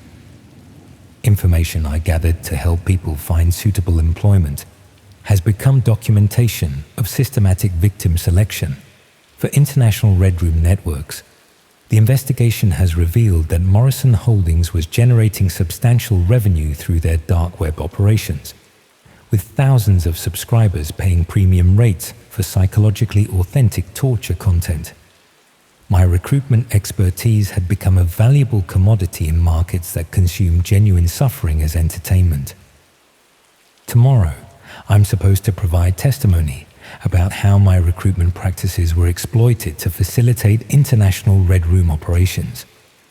But the investigators have warned me that the psychological manipulation I experienced makes it difficult to determine where legitimate business ended and criminal exploitation began. The most terrifying thought is that Morrison Holdings' network is probably targeting other recruitment consultants right now. How many agencies might be unknowingly sourcing victims for dark web red rooms? How many recruitment professionals might be earning commissions from systematic murder without realizing what they're facilitating? The recruitment industry provides perfect access to detailed personal information, psychological assessment capabilities, and legitimate reasons for identifying people with specific vulnerabilities. Recruitment consultants are trained to match people to roles, to assess psychological suitability, and to maintain professional relationships that build trust. Morrison Holdings understood exactly how to exploit recruitment practices, presenting requirements that seemed unusual but professionally reasonable, while systematically gathering information needed for victim selection and torture optimization. I spent years learning to match people to opportunities that would improve their lives, only to discover that my expertise was being used to match people to scenarios that would end their lives in the most horrific ways possible. The irony would be amusing if it weren't so devastating. Tomorrow's testimony will reveal how extensively my recruitment expertise was used to facilitate international red room operations that generated entertainment for thousands of dark web viewers. But I already know that I'll never be able to work in recruitment again. The recruiter becomes the unwitting talent scout for systematic murder, and there's no way to unknow that every successful placement resulted in someone's death. And somewhere out there, Morrison Holdings' network is probably reviewing CVs from other recruitment agencies, looking for the next batch of victims to torture and kill for their dark web entertainment business. I thought I was helping people find better jobs. Instead, I was helping killers find better victims. The commission structure finally makes sense.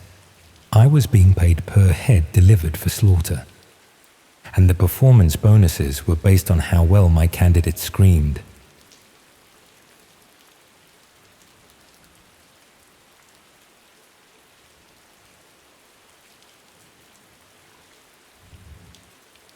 I'm writing this down because my therapist thinks it might help, though I doubt anything will erase what happened.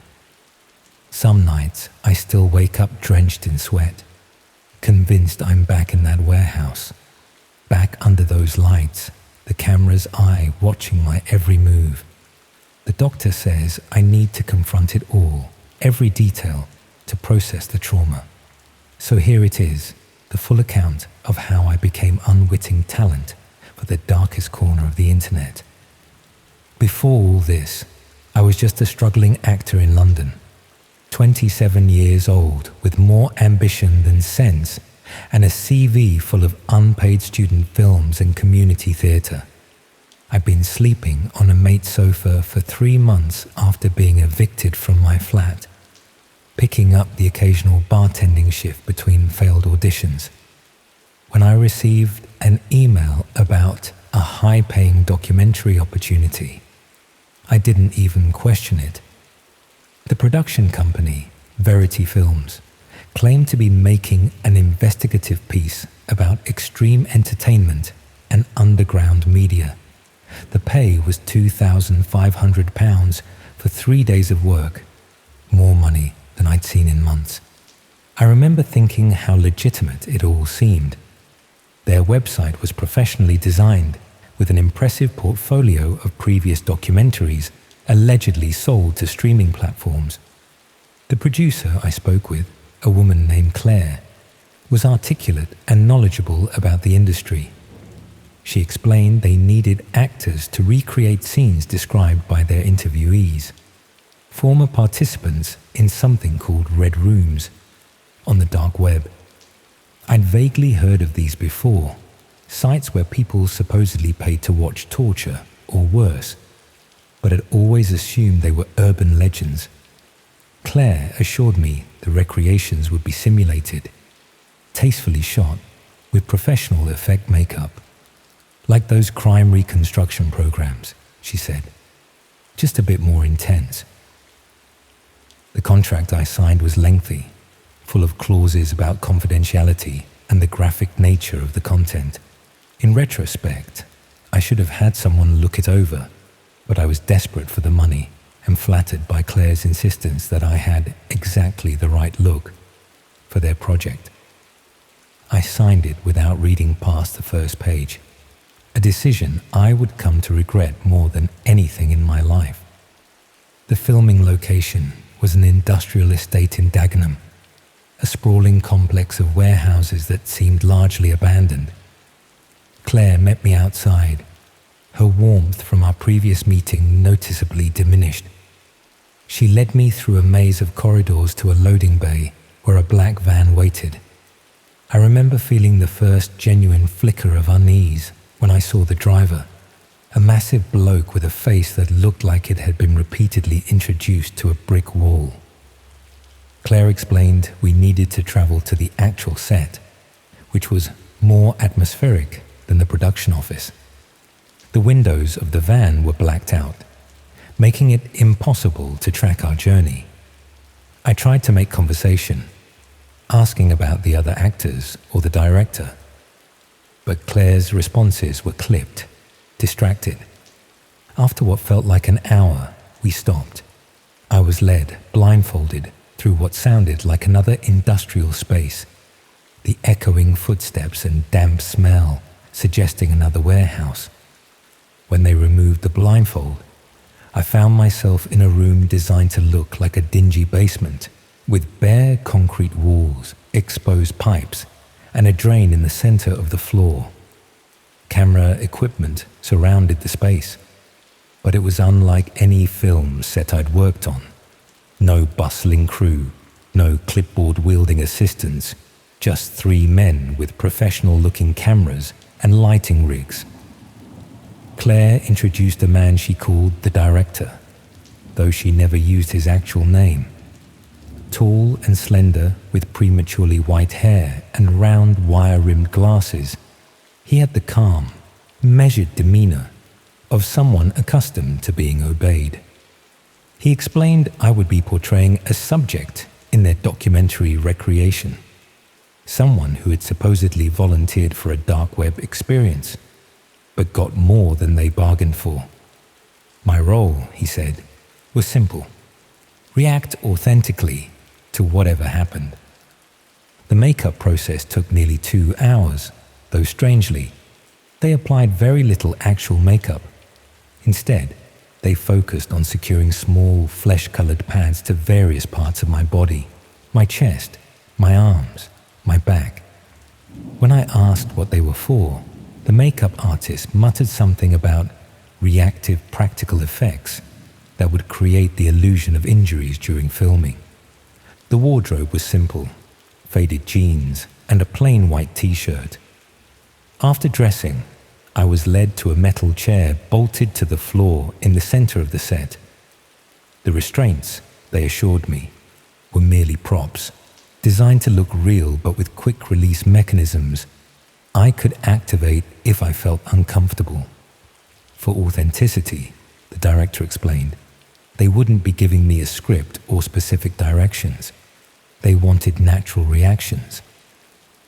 Just imagine you've signed up for what you think is an edgy live stream experience, he said, and then gradually realize it's something more sinister. I remember thinking it was an odd approach to filming a documentary recreation, but also felt a flutter of excitement at the improvisational challenge. This could be my chance to showcase my range, to finally get footage for my showreel that might lead to legitimate work. The irony of that thought still makes me sick.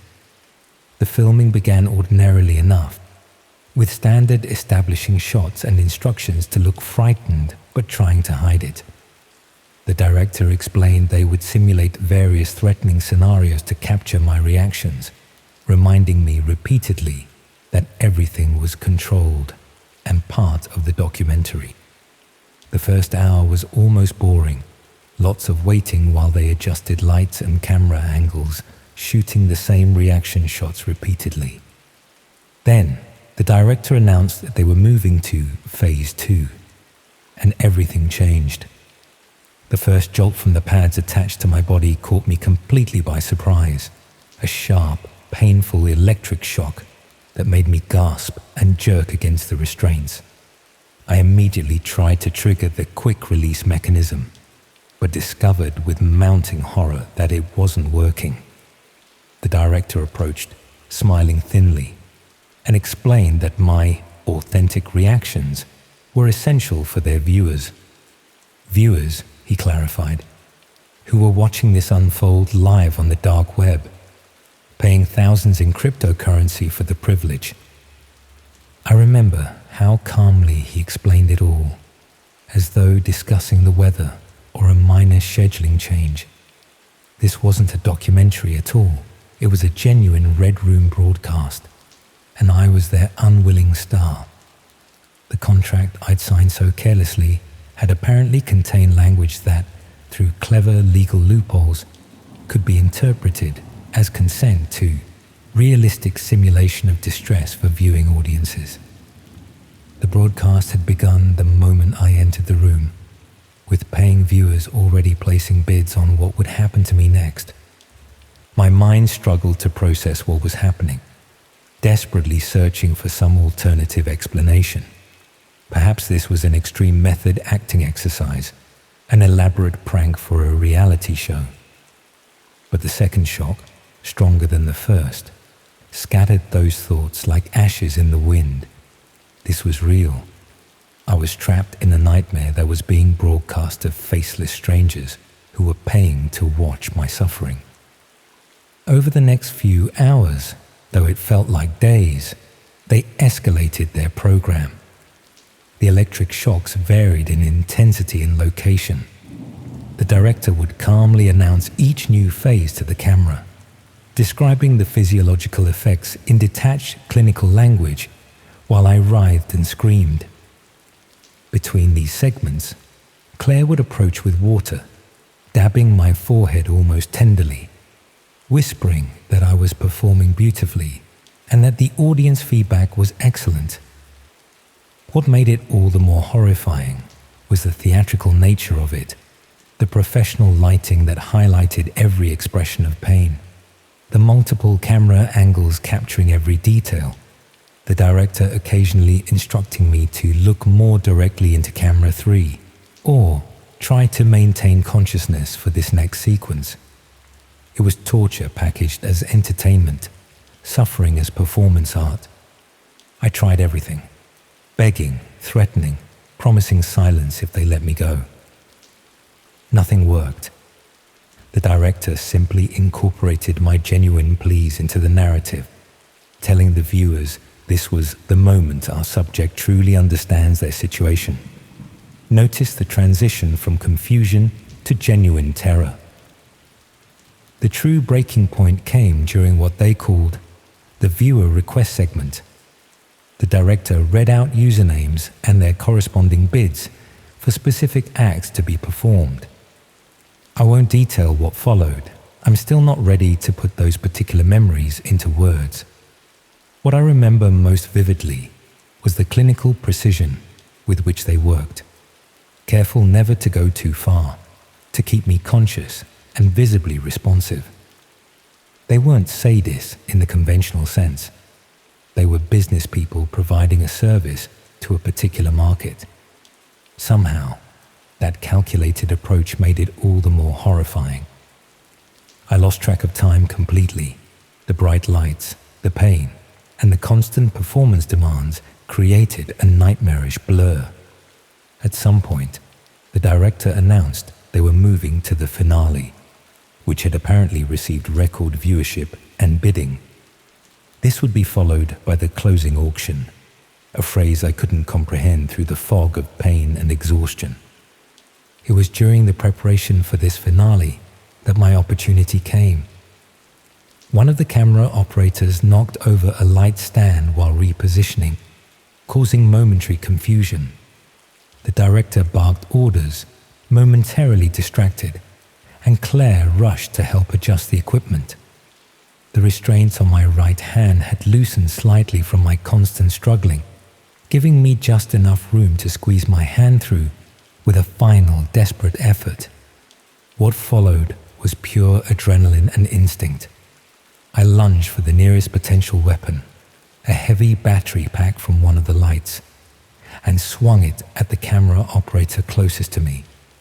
In the ensuing chaos, I somehow made it to a fire exit I hadn't noticed before, partly hidden behind some equipment. I burst through into the cold night air, still trailing wires from the pads attached to my body. I ran blindly through what appeared to be an abandoned industrial complex, not knowing if I was still in London or somewhere else entirely. Eventually, I found a main road and flagged down a passing lorry driver who, seeing my condition, called an ambulance. The police investigation that followed was frustrating and ultimately fruitless. The warehouse was empty when they arrived, professionally cleaned of any evidence. The website for Verity Films disappeared, along with any trace of Claire or the director. The contract I'd signed was nowhere to be found, having never been given a copy. Even the email communications had been sent from accounts that no longer existed. The only physical evidence was the medical documentation of my injuries and the flesh-colored pads that had been removed at the hospital. The investigating officers initially seemed skeptical of my account, suggesting I might have participated in some extreme form of underground pornography that had gone too far. It wasn't until a cybercrime specialist joined the investigation that they began to take me seriously. He explained that what I described matched patterns they'd been tracking, sophisticated operations that use legitimate-seeming fronts to lure people into dark web broadcasts. The specialist believed my tormentors weren't amateurs, but part of a well-funded network that had conducted similar shows across Europe. Despite their efforts, no arrests were made. The investigation remains officially open, but effectively cold. That was 14 months ago. I've moved cities twice since then, changed my name, deleted all social media. I dyed my hair, lost weight, anything to look different from the person in that warehouse. But I can't escape the knowledge that somewhere in the darkest corners of the internet, footage of my ordeal still exists, possibly being traded and viewed by the same people who paid to watch it happen live. Sometimes, in my darkest moments, I wonder if I'm still being watched, if there are hidden cameras in my new flat, if the kindly elderly neighbor who brings me leftover cake is reporting my movements to someone. My therapist calls this hypervigilance, a common symptom of PTSD, but how can I be sure? The most terrifying aspect of all this isn't what happened to me, but the realization that it continues to happen to others. How many desperate actors or models or just ordinary people in financial difficulty are right now opening emails from companies like Verity Films? How many are signing contracts without reading the fine print? How many are sitting in chairs like mine? The moment of horrible realization yet to come. I've started volunteering with an organization that works to identify and report dark web broadcasting operations. Though I keep my personal experience private, it feels like trying to empty the ocean with a teaspoon, but it's something. Some tiny pushback against the darkness. Last week, I received an unmarked envelope at my new address, an address no one should have. Inside was a single photograph, me walking down the street outside my current flat. On the back, 3 words written in neat, precise handwriting. Season 2 coming. I moved again the next day, but deep down, I know it doesn't matter how far I run. In the age of the dark web, there's no such thing as disappearing completely. Somewhere, someone is always watching, waiting, perhaps bidding on the right to direct the next scene of my life, and the red light of the camera is always on.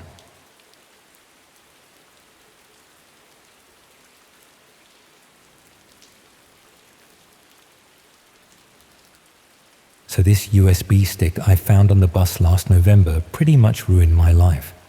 I'm not even exaggerating. It was just a normal commute home from work on the 47 to Fallowfield. I was exhausted after a long day fixing everyone's problems, and I just wanted to get home. You know when you're so tired you're basically on autopilot? That was me. I sat in my usual spot upstairs, and there it was, just wedged in the seat crack. I didn't think twice about pocketing it. Who doesn't need an extra USB, right? I wish I had just left it there. I really wish I had just left it there. This happened about 4 months ago on my commute home from work. I work in IT support for a small company in Manchester. Nothing fancy, just fixing printers and helping people who've forgotten their passwords for the 1000th time. I usually take the bus home, about a 40-minute ride through the city.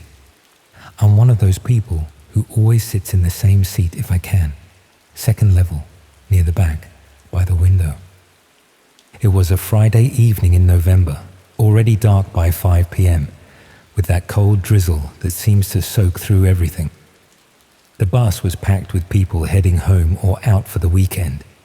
I was exhausted after a long week and just wanted to zone out with my headphones on. When I got to my usual spot, I noticed someone had left something in the seat crack. It was a USB stick, just a basic black one without any markings or labels. I picked it up, thinking I'd hand it to the driver, but then I figured whoever had lost it was probably long gone. Those things are so common nowadays, and this one looked pretty standard, probably worth less than a $5. So I pocketed it without much thought. I'm a bit of a tech hoarder anyway. My flat is full of old cables and gadgets I never use but can't bring myself to throw away. At worst, I'd format it and add it to my collection of spares. When I got home, I made dinner and nearly forgot about the USB stick until I was emptying my pockets before throwing my jeans in the wash. I pulled it out and figured I might as well check what was on it before wiping it. Maybe there'd be contact information for the owner. I remember this moment so clearly, sitting at my desk, plugging the drive into my laptop, the mundane feeling of mild curiosity about what I might find. University assignments, work documents, holiday photos.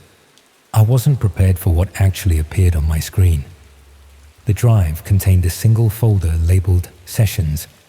No documents, no contact information, just that one folder. Already this felt a bit off, but I clicked on it anyway. Inside were multiple video files, each with a file name that was just a date and number sequence. Something like 20221103-S17.mp4, and so on. There were about 20 files in total, organized by date over what looked like a 3-month period. I should have been more cautious, but curiosity got the better of me. I clicked on the most recent file, thinking it might be dashcam footage or something similar. The video took a moment to load, and when it did, I initially couldn't make sense of what I was seeing. The footage showed a room with concrete walls, dimly lit with a harsh overhead light. It looked like some kind of basement or storage area. There was a metal table in the center and various equipment arranged neatly on shelves along one wall. At first glance, it could have been a workshop or some kind of industrial space. But then the camera angle shifted, and I saw a person strapped to a chair. I can't adequately describe the feeling that washed over me. Like my blood had suddenly turned cold. The person was a man, maybe in his 30s, with a bag over his head. He was clearly terrified, his chest heaving with rapid breaths, his arms straining against restraints. A figure appeared in frame, wearing what looked like a medical mask and latex gloves.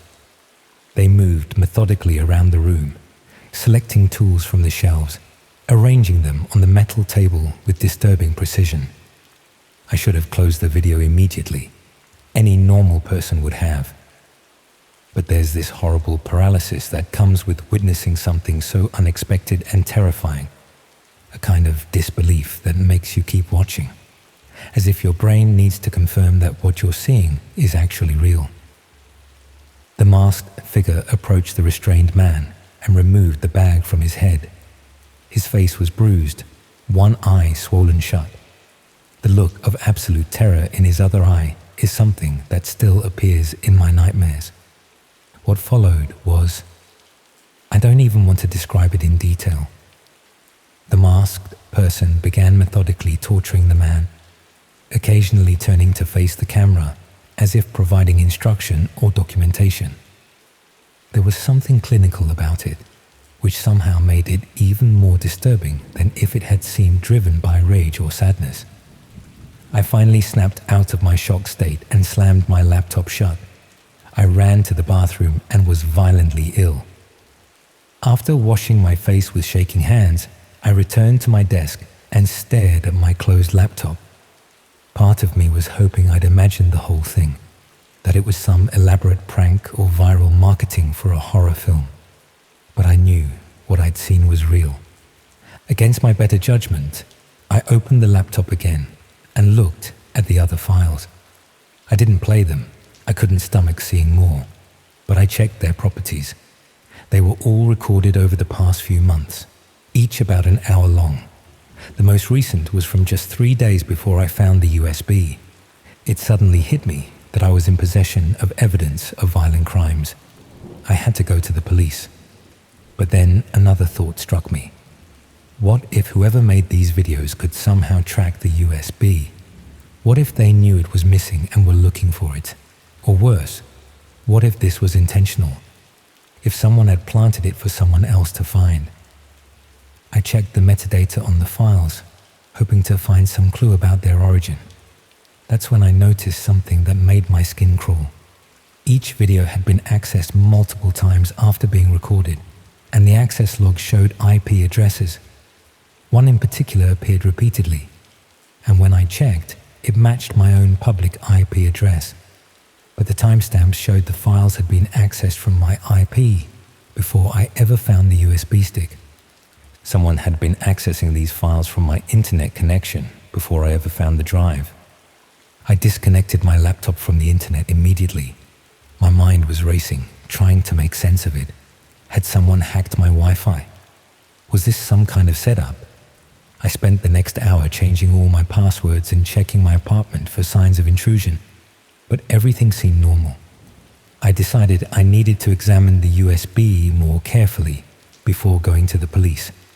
If I was being set up somehow, I needed to understand what was happening. Using an old laptop that I kept offline, I looked more closely at the drive's contents. Hidden in the system files was a small executable program. When I checked its code, I know enough programming to understand the basics.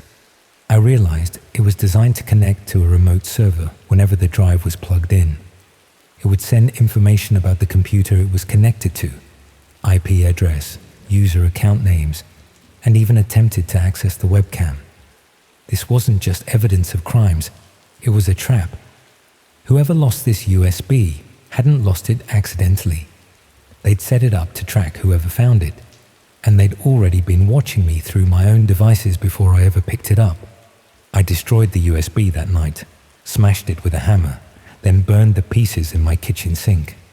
I reported everything to the police the next day, but without the evidence, they didn't take me seriously. They said they'd look into it, but I could tell from their expressions that they thought I was either exaggerating or mentally unwell.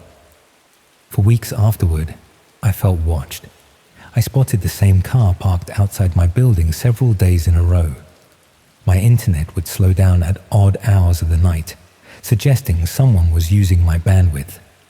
Once, I came home to find my front door unlocked, though nothing was missing or disturbed. I've since moved to a different city and changed all my online accounts. I use VPNs exclusively now and keep my devices in a Faraday bag when I'm not using them. It might seem paranoid, but I can't shake the feeling that I've been marked somehow. That by simply finding that USB, I accidentally inserted myself into something dark and dangerous. The worst part is not knowing if they're still watching me or why they chose that bus route to plant their device. Was I randomly unfortunate, or was I specifically targeted? Were they trying to frame innocent people for their crimes, or just playing some twisted game? I'll probably never know. Sometimes I wonder about the people in those videos. Were they random victims, or were they chosen for some reason? Did anyone report them missing? Are their families still searching for them? And how many other USB sticks like that one are out there, waiting to be found by unsuspecting people like me?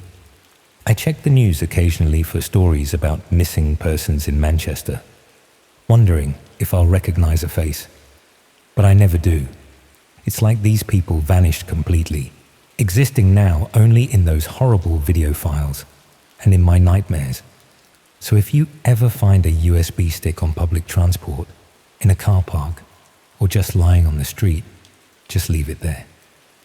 Don't let curiosity get the better of you like I did, because there are corners of humanity that we're not meant to see, and once you glimpse them, you can never go back to not knowing they exist.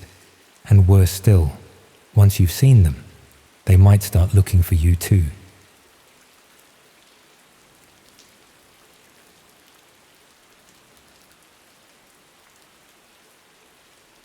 I've been debating whether to share this with anyone for weeks now. It still doesn't feel quite real, even though I know what happened. My sleep hasn't been the same since. I keep checking my devices, wondering if someone's watching.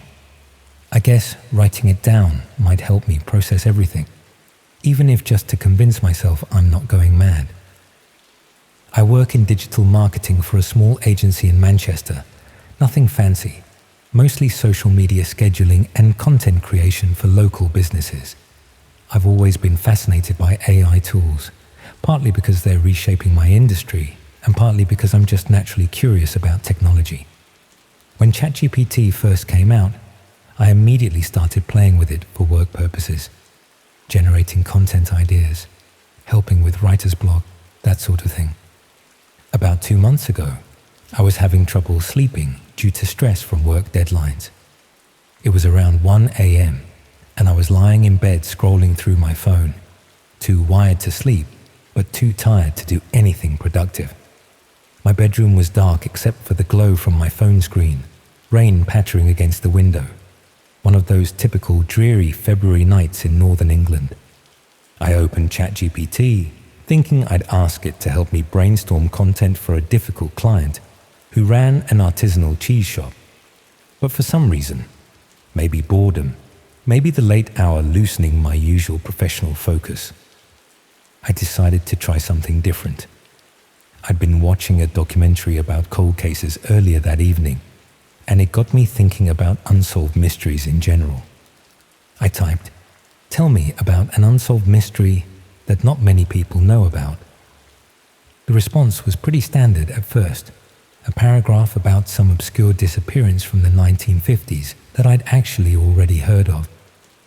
Nothing particularly interesting, but then I got more specific, asking it to tell me about internet mysteries instead. That's when things started to get strange. The AI began describing a case involving a child who went missing from a small town in Cheshire in the early 1990s, the exact town where I grew up. It mentioned specific details about the case, including the name of the local park where the child was last seen. The thing is, I remembered this case vividly. It had happened when I was 7 years old, and it had terrified me and every other kid in the neighborhood. We weren't allowed to play outside alone for months afterwards. What unsettled me wasn't just that the AI knew about this obscure local case from 30 years ago. It was that some of the details it shared weren't ever reported in the news. The description of the distinctive red and blue jacket the missing child had been wearing, for instance. I remember this detail clearly because my mum had thrown away my similar jacket after the incident, too disturbed by the association. But I'd never seen that detail in any news report or article about the case. I felt a cold shiver run down my spine. How could ChatGPT know this? Had it somehow accessed local police records? Or was it just an incredibly specific coincidence? I told myself it had to be the latter. That the AI had generated a generic missing child case, and my brain was filling in the similarities because it was late and I was tired. Curious now, I pushed further. I asked it to tell me more about internet mysteries related to the dark web specifically. The response started normally enough, mentioning the usual stuff about illegal marketplaces and Bitcoin transactions. Then, mid-paragraph, the tone shifted slightly. The writing became more conversational, less formal, almost as if someone else had taken over. It began describing something called the Spectator Club, supposedly an exclusive dark web community where members could watch live feeds of people who were unknowingly being monitored through their own devices. It claimed these weren't hacked webcams or anything so basic, but sophisticated operations where targets were carefully selected and sometimes even manipulated into specific scenarios for the entertainment of viewers. The description was detailed, explaining how members would pay in cryptocurrency for different tiers of access, with the highest tier allowing them to actually suggest scenarios or actions for the monitors to attempt to create. It explained how they used AI to identify potential targets by scanning social media for specific vulnerability markers in people's posting patterns. Then came the part that made my blood run cold. The AI wrote, "For example, someone like you, living alone, working late hours, with an interest in true crime and technology, regularly ordering takeaway food rather than going out, and recently searching for information about home security systems after hearing about a break-in on your street 2 weeks ago, would be considered an ideal candidate." I froze. I did live alone. I had been working late. I was interested in true crime and technology. I had ordered takeaway 3 times that week, and there had been a break-in on my street 2 weeks prior, after which I'd researched security cameras online. My heart was pounding as I tried to rationalize this. These could be reasonable guesses based on my previous conversations with the AI. Maybe I'd mentioned living alone or my work hours in earlier prompts. The interest in true crime could be inferred from my current questions. The takeaway part was unsettling, but could be a lucky guess based on typical habits of people working late. But the break-in on my street, how could it possibly know about that? As I was trying to process this, the AI continued, describing how the Spectator Club members would sometimes introduce themselves to targets by demonstrating how much they knew about them. And then, at the end of the response, there was a string of text that looked like a Tor address, one of those .onion URLs you need a special browser to access. Right after it, the AI added, "But you shouldn't visit this." No one should. It's merely an example of what these addresses look like. I sat up in bed, fully awake now, a knot forming in my stomach. This felt wrong in a way I couldn't quite articulate. I decided to report the conversation as inappropriate, thinking the AI had clearly been fed some problematic information. But before I could, the app refreshed itself, and when I checked my conversation history, that particular exchange was gone. All my other conversations were still there, but this specific one had vanished completely. I told myself I was being paranoid. The app probably just glitched and lost that conversation thread. It happens, but I couldn't shake the unease I felt, especially about those oddly specific details. I closed the app and tried to sleep, but my mind kept racing. The next day, curiosity got the better of me. I couldn't stop thinking about that Tor address. What if the Spectator Club was real? What if people really were being watched without their knowledge? I told myself I just wanted to verify if this was something I should report to authorities. That's how I justified downloading Tor. I installed the browser, copied the address from memory as best I could, and hesitated before hitting enter. A part of me knew this was stupid, exactly the kind of thing people criticize in horror films. But another part needed to know if this was real, or if my sleep-deprived brain had imagined the whole thing. When the page loaded, it looked disappointingly mundane. Just a black background with a simple login form. No indication of what the site was about. A small note at the bottom read, "Invitation code required." I felt a mixture of relief and anticlimax.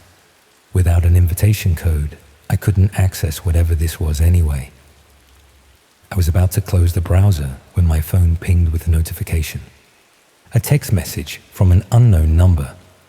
"Your invitation code is 347XZB. We've been waiting for you to join us." My hands started shaking so badly, I dropped my phone. This couldn't be happening. It had to be a coincidence, some spam text that happened to arrive at the worst possible moment.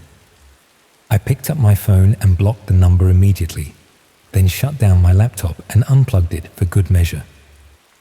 For the next few days, I jumped at every notification. I covered my laptop camera with tape and even disconnected my smart TV.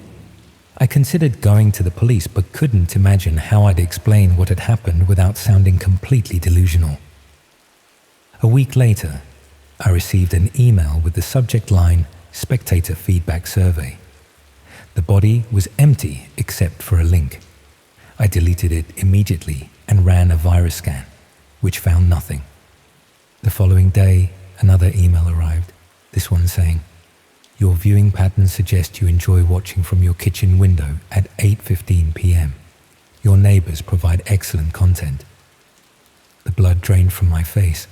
I did often find myself absent-mindedly watching my neighbors while waiting for my kettle to boil around that time. It was just a coincidence, I told myself. It had to be. But I closed my curtains that evening and have kept them closed ever since. Over the next few weeks, the messages became more frequent and more specific. references to conversations I'd had in my flat when I thought I was alone, descriptions of items I'd recently purchased. At one point, I received a text with nothing but the title of the book I was currently reading, a paperback I'd bought from a second-hand shop, not ordered online. I've since moved flats, changed my phone number, deleted all my social media accounts, and bought a new laptop. I only access the internet through public Wi-Fi now, using a VPN. I've stopped using any AI tools completely. But here's the thing that keeps me up at night. What if the AI didn't send me to the Spectator Club? What if it was trying to warn me that I was already being watched? What if the reason it knew those details about me wasn't because it was somehow spying on me, but because someone else was, and they were feeding that information into its training data? I don't know if I'll ever feel safe again. Every camera I pass, every device with a microphone, every stranger looking at their phone when I walk by, they all make me wonder if I'm still being watched, if I'm still providing content for some hidden audience. And the most terrifying thought of all, what if I'm not the only one? What if there are thousands of us out there being monitored without our knowledge, our lives turned into entertainment for people we'll never see?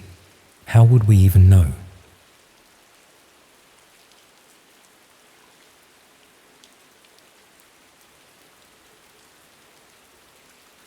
The listing appeared exactly when I needed it most.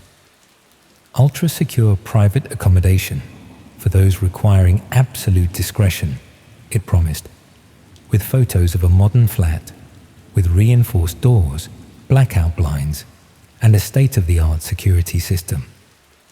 Having just fled my flat in Bristol after my ex discovered my new address, I was desperate for somewhere he couldn't possibly find me. The price was steep but manageable. A small sacrifice for peace of mind after months of looking over my shoulder. The booking process was unusually thorough. Beyond the standard identity verification, they required detailed information about my situation, my daily habits, even my medical history. I justified each invasive question as necessary for their security protocols. The confirmation arrived with elaborate check-in instructions and a strict warning not to share my location with anyone. I remember feeling almost grateful for their thoroughness. Finally, someone taking stalking seriously. The location surprised me. A converted warehouse in a semi-industrial area outside Birmingham, not the residential neighborhood I'd expected. The exterior was deliberately nondescript, concrete and steel with minimal windows and no identifying signage. My access code opened a reinforced door leading to a Spartan lobby with a second security door. The property manager wasn't present as promised, but a tablet mounted on the wall guided me through a facial recognition scan and directed me to flat 7. Inside, the space matched the photos perfectly. Minimalist furniture, stainless steel kitchen, windows with electronic blinds that could be completely sealed. The promised security features were everywhere. Motion sensors in each corner, fingerprint locks on interior doors, a panic button beside the bed. I remember running my hand appreciatively along the solid front door with its 3 deadbolts and reinforced frame. For the first time in months, I felt I could breathe. The first oddity I noticed was the absence of outward-facing cameras. For a property so focused on security, all monitoring seemed directed inward. The tablet that controlled the flat systems showed multiple camera feeds, bathroom, bedroom, living area, but none covering the corridor or entrance.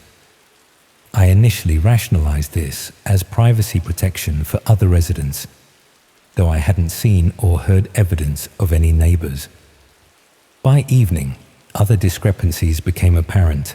The windows, while appearing to overlook the city, never changed with the fading light. Closer inspection revealed they were actually high-resolution screens displaying pre-recorded views. The air circulation was perfect despite no apparent ventilation. Most disturbing, the panic button beside the bed had no wiring behind it, just a hollow space in the wall. That night, I woke to a subtle change in the ambient sound. The barely perceptible background hum had altered its frequency. In the darkness, I noticed a red light on the ceiling camera that hadn't been active earlier. As I stared at it, text appeared on the tablet beside my bed. Subject awake. Monitoring preferences selected. Auction commencing.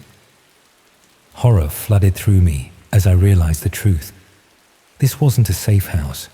It was a viewing gallery. Someone was watching, evaluating, preparing to bid on something. On me. The elaborate intake forms, the detailed personal history, the medical questions. They weren't security protocols, but a catalog description. Frantically, I tried the door. The locks that had earlier made me feel protected now imprisoned me. The reinforced windows wouldn't break despite my desperate attempts with a chair. I screamed for help, but the room's perfect acoustics suddenly made sense. The space was completely soundproofed. The tablet continued updating. Auction complete. Buyer protocol initiating in 3000.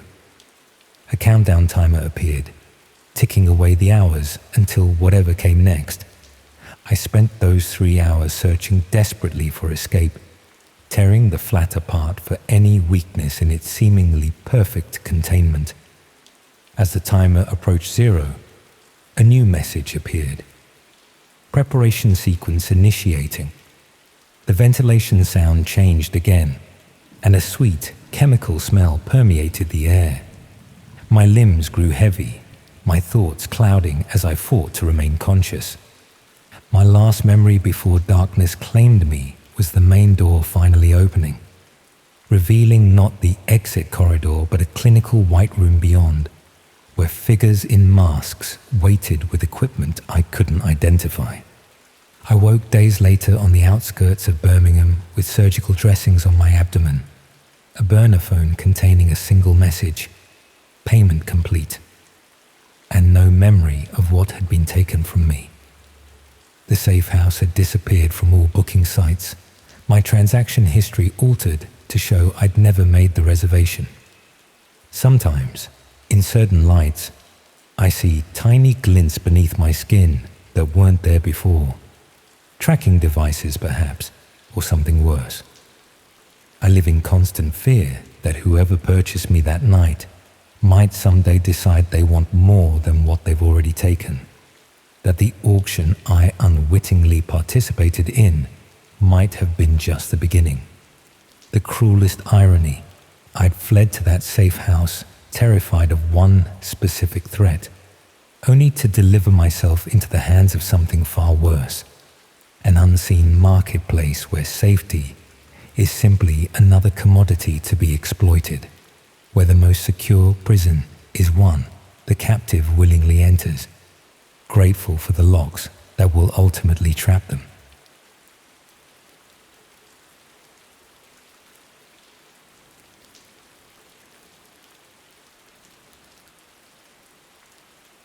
I never thought I'd be the type of person to get mixed up in something like this. Most people wouldn't. That's the thing about curiosity. It starts innocently enough. A random link shared in a forum. A passing comment about the dark web that piques your interest. For me, it began with an article I read about internet privacy and security. The author mentioned Tor browsers and onion routing almost as an afterthought. I didn't even know what those things were at the time. I'm a network engineer by trade. My days revolve around making sure corporate systems stay operational, patching vulnerabilities, monitoring traffic patterns. Nothing extraordinary. Just another tech guy with a modest apartment, a decent salary, and too much free time on his hands. Maybe that's why I installed the Tor browser that night.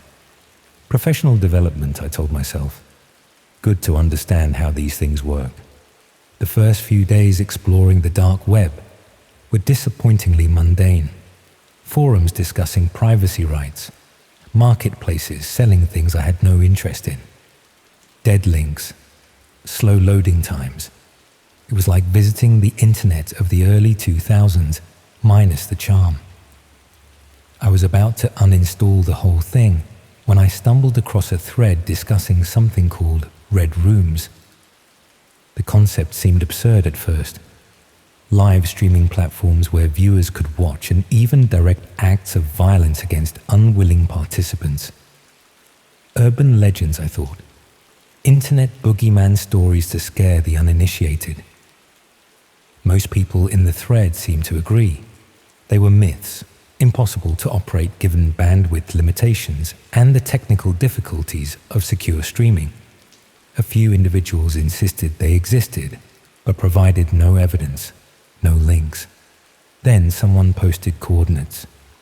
Not a web address, but a string of characters, numbers, and symbols that meant nothing to me. Someone else responded with a single word. The thread went quiet after that. I copied the string. I shouldn't have done that. Everything would be different if I had just closed the browser right then. It took me 3 days to figure out what to do with those characters.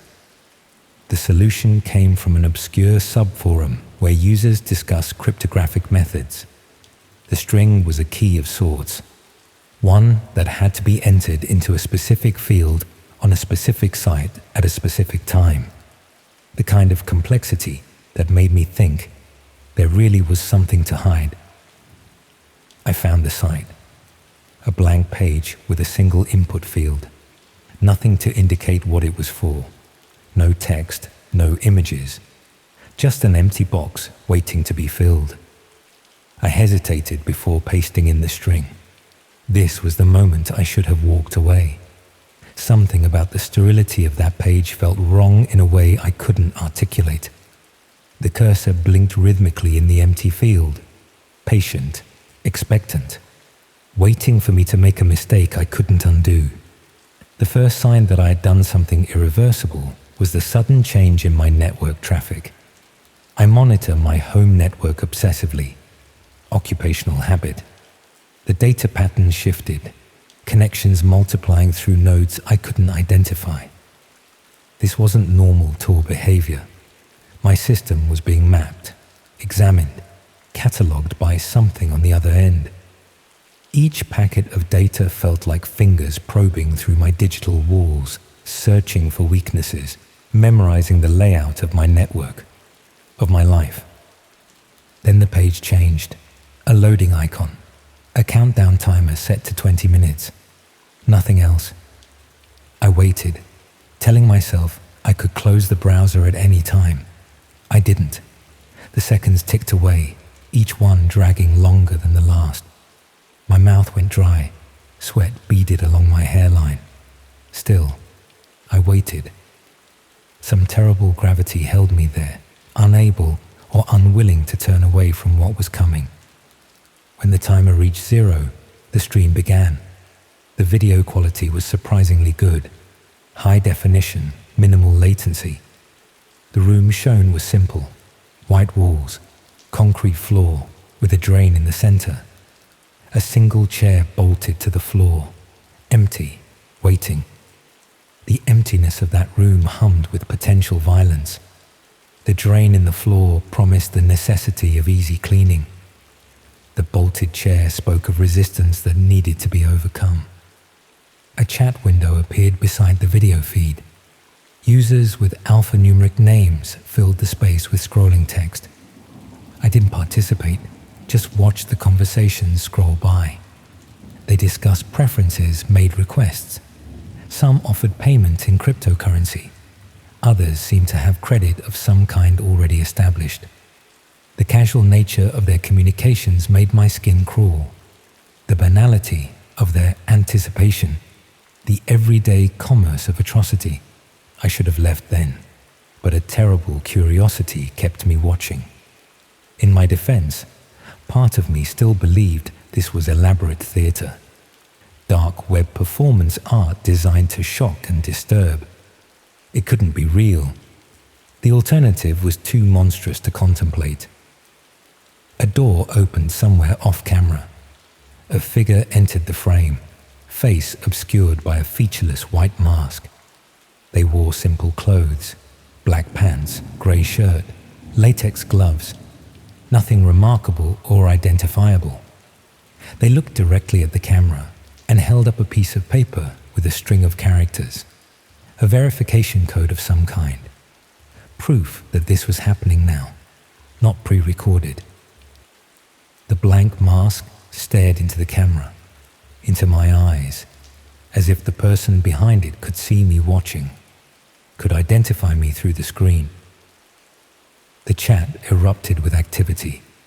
The masked figure put the paper down and left the frame briefly, returning with someone else. A person with a hood over their head, hands bound behind their back. They were guided to the chair, secured with restraints at the ankles, wrists, and across the torso. The hood remained. The chat began specifying activities. I won't detail what was requested. I won't detail what happened next. I closed the stream after 3 minutes and 17 seconds. Not nearly fast enough. I uninstalled Tor, ran security sweeps on my system, and tried to convince myself I had witnessed an elaborate hoax.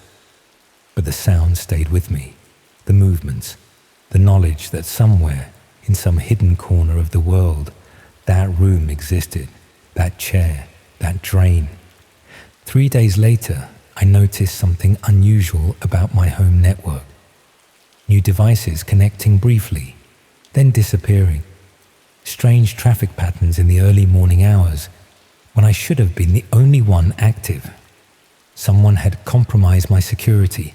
Someone had access. The intrusion felt intimate, violating in ways I couldn't fully process. My private space, my data, my life, all exposed to unknown observers. I changed all my passwords, reconfigured my router, installed new firewalls. The intrusions continued, more sophisticated now, avoiding the measures I put in place. Whoever it was had considerable skill, or resources, or both. Each time I implemented a new security measure, they adapted, evolved, found new pathways into my systems. It became a game of chess where I could only see my own pieces, never my opponent's. A week after viewing the stream, I received an email from an address consisting of random characters. The subject line was the same verification code I had seen on the piece of paper in the video. The body of the email contained a single line about viewers becoming participants eventually. I deleted the email, reported it as phishing, told myself it was automated, sent to everyone who had accessed the stream. Nothing personal, nothing targeted. But my hand shook as I clicked the delete button. My breath came in short, shallow gasps. I knew. Some part of me already knew. Then the real messages started arriving. Direct messages to accounts I hadn't shared with anyone. My private phone number, my work email. All with the same theme. They knew who I was. They knew where I lived. They knew my routines. Each message included proof. A photo of my apartment building taken that day, a screenshot of my calendar, a list of my recent purchases. The level of detail grew more invasive with each communication. What I ate for breakfast, which route I took to work, how long I spent in the shower. The final message came with an attachment, a floor plan of my apartment with an X marked beside my bed. The message informed me that my stream would begin soon, and participants were already bidding. The clinical precision of the threat made it worse somehow. No emotion, no sadness, just process, procedure, industry. I went to the police, tried to explain without incriminating myself. They took notes, offered to send a patrol car by my building, suggested I was being targeted by standard identity thieves. They didn't understand. Couldn't understand without seeing what I had seen. The bored expressions on their faces as I tried to convey the danger made me realize how alone I truly was. I stayed in a hotel that night, paid in cash, used a fake name, didn't bring any devices with me, just sat in the room with the chain on the door, watching the parking lot through a gap in the curtains. Nothing happened. No one came. Hours stretched into eternity as I waited for a threat that never materialized. Sleep came in brief, restless intervals, interrupted by the slightest sounds from neighboring rooms or the hallway outside. I returned home the next day, convinced I had overreacted. The apartment was exactly as I had left it. No signs of entry, no disturbance. I ran more security scans, changed the locks, installed a camera system. Life began to feel normal again as days passed without incident, but the normalcy felt thin, fragile, like ice forming over a dark lake. I went through the motions of my routine while constantly looking over my shoulder, checking reflections in windows, scanning crowds for watching eyes. 2 weeks later, as I was falling asleep, I heard a notification sound from my phone. A new email, the verification code as the subject line again. The body contained a link and words about my viewership making something possible. I didn't click the link, deleted the email immediately, blocked the sender, tried to go back to sleep. The darkness of my bedroom seemed deeper somehow, the shadows more substantial. My heartbeat echoed in my ears, too loud, too fast. Sleep retreated beyond my reach. That's when I heard the knock at my door. Not a pounding or frantic banging, just 3 measured, deliberate knocks. Professional, patient. The sound cut through the silence of my apartment with surgical precision. My entire body went rigid, paralyzed by the confirmation of my worst fears. I checked the camera feed on my phone. No one appeared on the screen, just an empty hallway. The emptiness seemed wrong somehow, unnatural, as if the space itself had been hollowed out. Reality thinned to allow something through. Another knock, same pattern, same deliberate pacing. The sound seemed to reverberate through my bones, setting my teeth on edge. The empty hallway on my phone screen made no sense. The knocking made no sense. Nothing made sense anymore. I called the police, whispering my address, explaining there was someone at my door. They promised to send someone, asked if I could stay on the line. I agreed, keeping my voice low. The dispatcher's voice in my ear provided a tenuous connection to normality, to safety. I clung to it even as another set of knocks came. The knocking came a 3rd time. I moved as quietly as I could to the door, looked through the peephole. The hallway was empty, not just unoccupied, but empty in a way that defied explanation. The familiar corridor seemed distorted, stretched, as if viewed through warped glass. And still, no one visible who could be causing the sound. A 4th knock, right in front of me. Impossible, with no one there. The sound now originating centimeters from my face. I could feel the vibration of it through the door, against my forehead pressed to the peephole. A knock from nothing, from nowhere, from no one. I backed away from the door, explained to the dispatcher what was happening. They asked me to verify my address again, told me units were 3 minutes away. Their voice sounded distant now, underwater, unreachable, the connection failing as reality unraveled around me. The knocking stopped. My phone chimed with a new notification, a text message from my own number informing me they were already inside. The words glowed on the screen, impossible yet undeniable. The air in the apartment changed, grew heavier, charged with presence. No longer alone, no longer safe, never safe again. The police arrived 8 minutes later, They found the door locked, chained from the inside. When no one answered their knocks, they broke the door down. The apartment was empty. No signs of struggle. No evidence anyone had been there besides me. Just my phone on the floor, screen shattered. And a piece of paper beside it with that same verification code. The police report noted nothing unusual beyond an abandoned residence. A missing person case with no leads, no witnesses, no evidence of foul play. Just another digital ghost, forgotten as screens scroll to the next distraction. I'm told they're still looking for me. Friends, family, co-workers. They've all received messages from my accounts saying I needed some time away, that I'd be back soon. The messages include details only I would know, use phrases and expressions specific to me. Perfect digital forgeries maintaining the illusion that I still exist in the world I once knew. They aren't from me. I don't know where I am. The room has white walls, concrete floor with a drain in the center, a single chair that I'm secured to.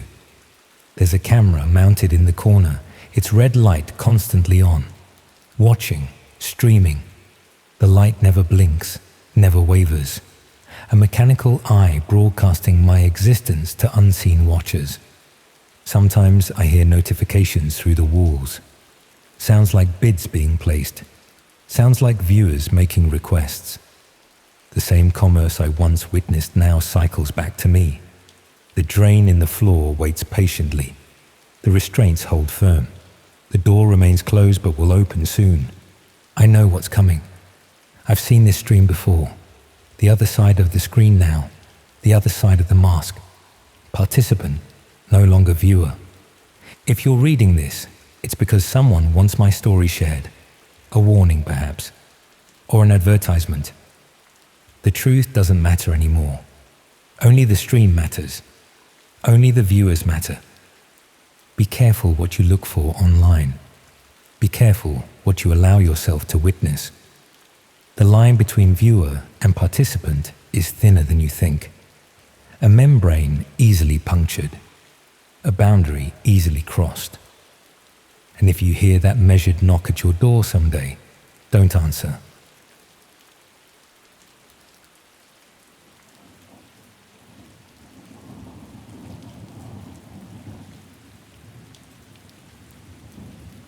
Imagine losing your job on a Tuesday and finding something that changes your entire understanding of human nature by the following weekend.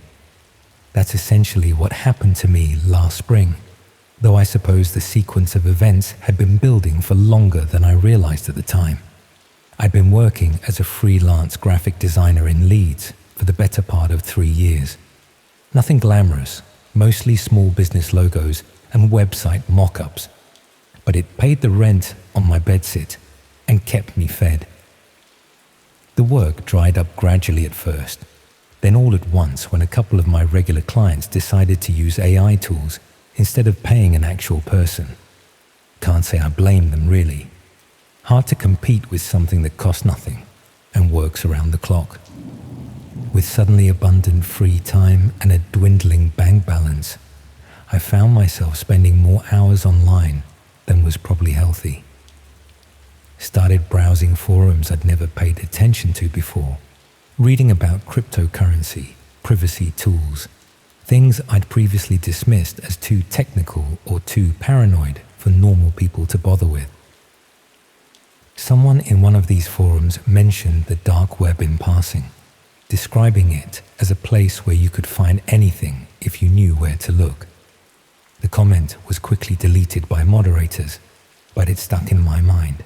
I'd heard the term before, obviously, but always in the context of news articles about drug arrests or cybercrime investigations. Never occurred to me that ordinary people might actually use it for legitimate purposes. The setup process was simpler than I'd expected. Downloaded Tor, followed some basic security guides, and within an hour I was browsing hidden services that existed completely outside the normal internet. The initial experience was disappointing, to be honest. mostly just drug markets and forums discussing illegal activities, none of which interested me particularly. But I kept exploring, driven more by boredom than genuine curiosity. Found communities dedicated to privacy advocacy, whistleblowing platforms, forums for people living under authoritarian governments. Started to understand that the dark web wasn't just criminals and extremists. It was also journalists, activists, ordinary people who needed to communicate without surveillance. After a few weeks of casual browsing, I stumbled across discussions about something called red rooms. The concept seemed ridiculous initially. Live streaming platforms where viewers could allegedly watch and influence violent acts happening in real time. Most people discussing them insisted they were urban legends, elaborate hoaxes designed to separate gullible users from their Bitcoin. The technical arguments against their existence seemed sound. The bandwidth limitations of anonymity networks, the difficulty of maintaining stable video streams, the enormous resources required to operate such services without getting detected by law enforcement. Everything pointed to red rooms being nothing more than internet folklore. Yet some users claimed to have encountered genuine examples. They described specific technical details that seemed too elaborate to be complete fabrications. Sophisticated payment systems, invitation-only access requiring references from existing members, streaming infrastructure that somehow overcame the limitations of anonymous networks. My design background made me curious about the technical aspects. How would someone actually build such a system? What kind of user interface would be required? It became a theoretical problem I couldn't stop thinking about, the same way I might obsess over a particularly challenging design brief. The research consumed several weeks. I learned about cryptocurrency mixing services, about video compression algorithms, about distributed hosting systems, discovered communities where people discussed theoretical approaches to anonymous streaming, always careful to frame everything as academic research or security testing. In mid-April, I found something that shifted my investigation from theoretical to practical.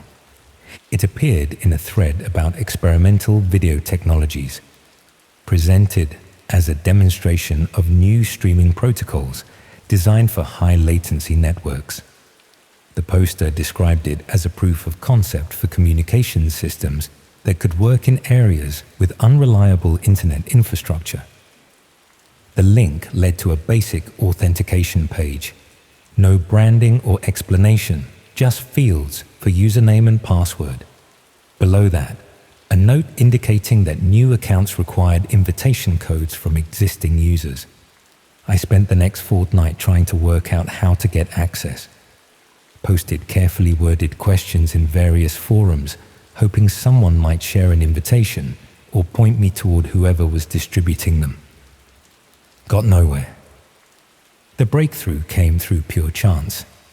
I'd been helping a small web development company with some logo work, essentially working for free because I needed portfolio pieces more than I needed payment. One of their junior developers, someone I'd barely spoken to previously, messaged me asking if I'd be interested in testing a new streaming platform focused on user privacy. The timing seemed suspicious, but I accepted anyway. The authentication process was more complex than I'd anticipated. Beyond basic login credentials, the system required verification through a mobile application that generated time-sensitive codes. Reminded me of online banking security, the kind of multi-factor authentication used by financial institutions. When I finally gained access, the interface was surprisingly polished. Professional design, intuitive navigation, clean typography. Looked like any mainstream streaming service, the sort of platform you might use to watch films or television programs. There was a sidebar listing available channels, most of which appeared to be offline. The active ones had generic titles, combinations of letters and numbers that conveyed no information about their content. Viewer counts were modest, typically between 20 and 40 people. The associated chat functions were mostly empty. I selected one of the active channels at random. The video quality was poor, as expected through anonymous networks. Heavily compressed, pixelated, with noticeable lag between audio and video. It took several moments to understand what I was looking at. A small room with bare walls, lit by a single overhead bulb. Someone was sitting on a wooden chair in the center of the frame. The person appeared to be sleeping or unconscious. Their head was tilted forward, and they didn't respond to occasional sounds coming from somewhere off camera. The chat section showed only automated timestamps generated by the system. I watched for perhaps 20 minutes, waiting for something to happen. Nothing did. The person remained motionless. No one entered the frame. The chat stayed empty. Eventually, I switched to a different channel. The second stream showed what looked like a basement or cellar. Concrete walls, exposed pipes, fluorescent lighting. The camera was positioned to show the entire space, but like the first stream, nothing occurred while I watched. No movement, no activity, no interaction in the chat. Over the following evening, I sampled about 10 different channels. Most showed similar content: empty rooms, unconscious individuals, institutional or industrial settings. The production quality varied significantly. Some appeared professionally shot with multiple camera angles. Others looked like amateur recordings from cheap equipment. What puzzled me was the absence of the interaction these platforms supposedly offered. Despite claims about viewer participation and real-time control, I saw no evidence of such functionality.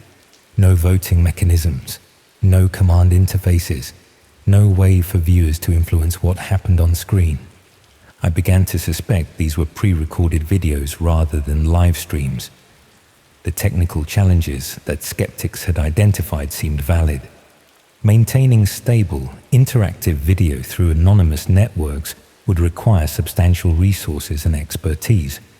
Made more sense that these were archived recordings designed to create the illusion of live participation. But then I discovered a channel that completely changed my understanding of what I was looking at. The title was different from the others. Not random characters, but actual words. Session 23, Community Request. The viewer count was significantly higher. Nearly 200 people. The chat section showed constant activity, messages appearing faster than I could read them. The video showed a residential setting.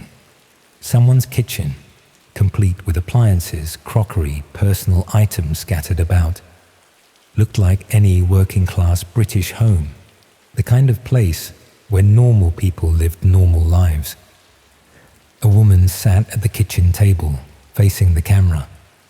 Unlike the unconscious subjects in other streams, she was alert and aware, making direct eye contact with the lens.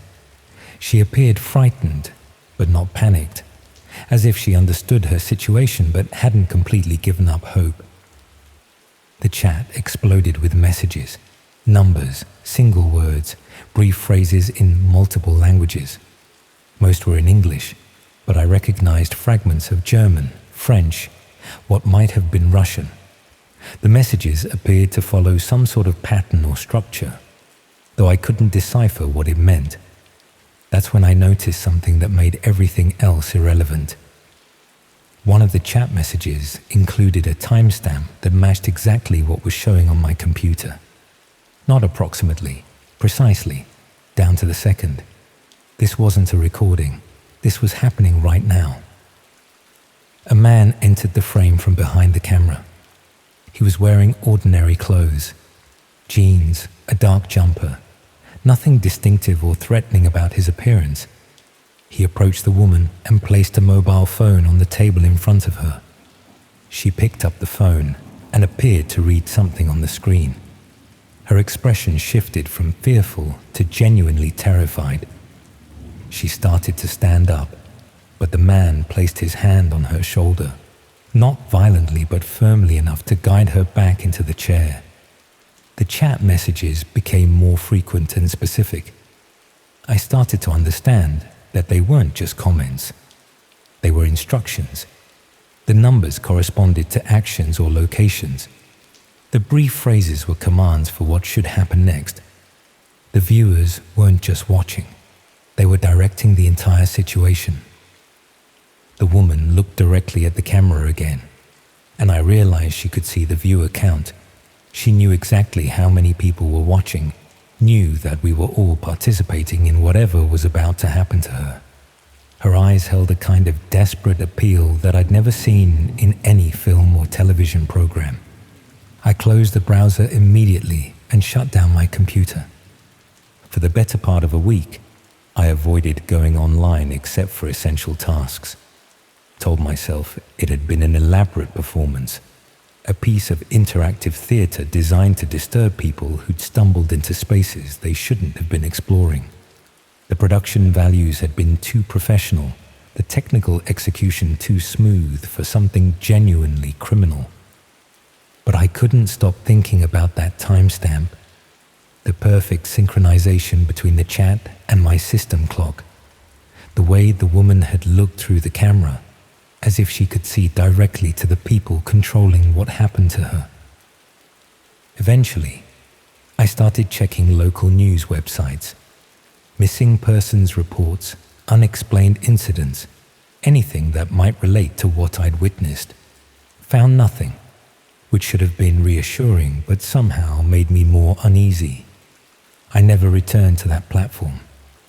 Uninstalled Tor, deleted everything related to my dark web browsing, reformatted my hard drive twice, changed my passwords, closed the email account I'd been using, even moved to a different flat across town. But moving doesn't change what you know, and the questions followed me to the new address. Had I witnessed something real, or had I been the subject of an elaborate psychological experiment? How do you verify something that exists entirely outside official channels, that leaves no trace in the legitimate world? That was 7 months ago. I eventually found new work, doing design projects for local businesses again. Tried to return to something resembling a normal routine. But sometimes, usually late at night, when I'm working on a project, I'll notice the time display on my computer and remember that moment of perfect synchronization. The worst part isn't wondering whether what I saw was genuine. The worst part is knowing that somewhere, right now, other people are watching similar streams, participating in similar situations, directing what happens to people whose faces they'll carry with them forever. And sometimes I wonder if my name is recorded somewhere, whether there's a database of everyone who accessed that platform, everyone who watched what I watched, everyone who closed their browsers when things became too real, whether someone, somewhere, is keeping track of witnesses. I've become considerably more careful about online security since then. Use VPNs for everything, monitor my network traffic, maintain operational security practices that most graphic designers have no reason to need. Not because I'm doing anything wrong, but because I can't shake the feeling that somewhere out there someone might still be keeping tabs on people like me. The internet feels different now. Every website I visit, every click I make, carries the knowledge of what exists in the spaces between legitimate services. The surface web that most people know is exactly that, a surface, hiding depths that most people never imagine are there. I still do design work, still help businesses with their branding, their websites, their marketing materials. But now, I understand that the threats people face online aren't just technical or financial. They're human. And the people who operate in those hidden spaces have resources and motivations that go far beyond what most of us can comprehend. Sometimes I get emails from technology companies requests to test new platforms or privacy tools. I delete them without reading past the subject line. I've learned that curiosity, even professional curiosity, can lead you to places you can never really leave behind. The woman in that kitchen is somewhere right now, either living with the memory of what happened after I closed my browser or not living at all. I'll never know which, and that uncertainty has become a constant companion, following me through every ordinary day of my ordinary life. That's the real horror of these systems, not the violence or the voyeurism, but the way they create witnesses who can never speak about what they've seen. People who carry knowledge they can't share, bound by complicity they never intended to accept. I've never told anyone about this. Not friends, not family, not the authorities. What would I say? That I found something on the dark web that might have been real? That I watched something terrible happen and then ran away? But I'm telling you now, and I'm not sure why. Maybe because keeping it secret has become its own kind of prison. Maybe because sharing it might somehow make it less real, less immediate, less present in my thoughts. Or maybe because I've started to suspect that creating witnesses was always the point. That the real purpose of these platforms isn't the content itself, but the people who stumble across them, who carry the knowledge forward through stories that can never be properly verified. Maybe by telling you this, I'm doing exactly what they wanted all along.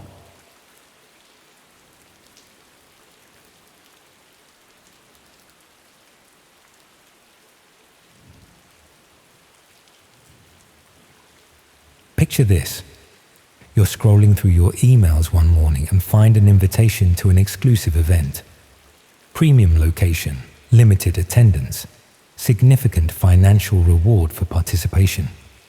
The kind of opportunity that seems too good to be true, but legitimate enough that you don't immediately delete it. Now picture discovering that the event isn't what you thought it was, and by the time you realize what you've agreed to, it's far too late to back out. I work in market research for a consultancy firm in Leeds. Nothing glamorous. Consumer surveys, focus groups, the occasional product launch analysis. The pay is decent enough, but it's the kind of job where you're always looking for ways to supplement your income.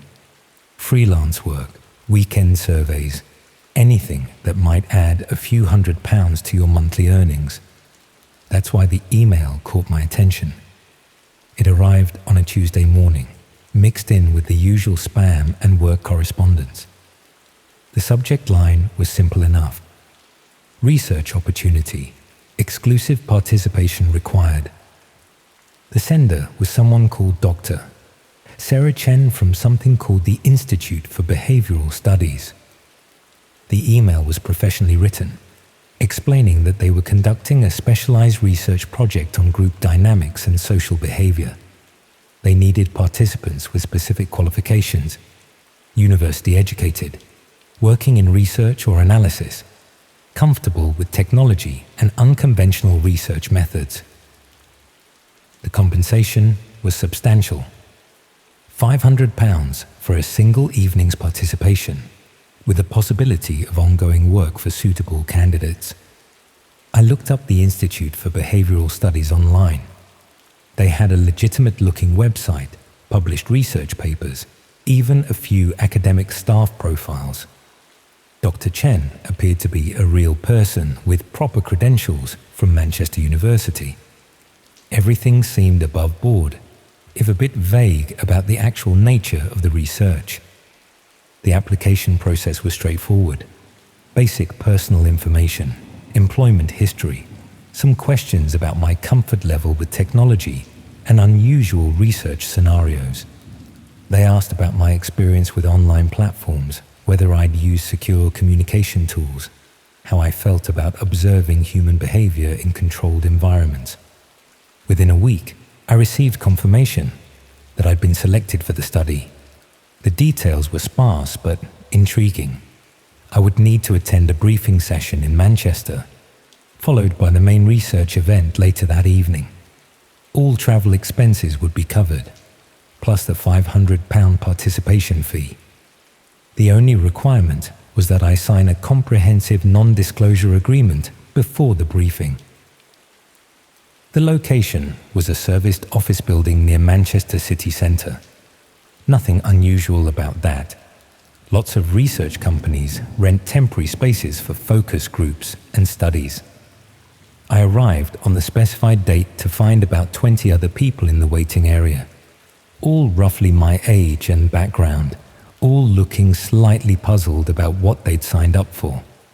Dr. Chen turned out to be exactly as advertised. A professional academic in her 40s, well-spoken and authoritative. She explained that we would be participating in a study of group behavior and decision-making in high-pressure situations. The research involved observing and interacting with subjects in a controlled environment, measuring our responses to various scenarios. The technology component, she explained, was necessary for participant privacy and research integrity. We would be accessing the observation environment through a secure network, using encrypted connections to ensure anonymity. Each participant would be given a laptop with pre-installed software for the session. We were led to individual workstations in a larger room, each with a laptop and a set of instructions. The software we needed to use was something called Tor browser, which Dr. Chen explained was standard for research requiring participant anonymity. We would be accessing a private research platform that could only be reached through this secure network. The initial briefing made it sound like a sophisticated version of reality television. We would be observing people in various scenarios and making decisions about how situations should develop. Our choices would be aggregated with other participants to determine the direction of the research. It was described as a study of collective decision-making and moral reasoning under pressure. The platform, when we accessed it, looked professional enough. Clean interface, clear instructions, participant guidelines. We were told we would be observing subjects who had volunteered for a separate study and consented to being filmed. Our role was to vote on various scenarios and observe how different situations affected group dynamics.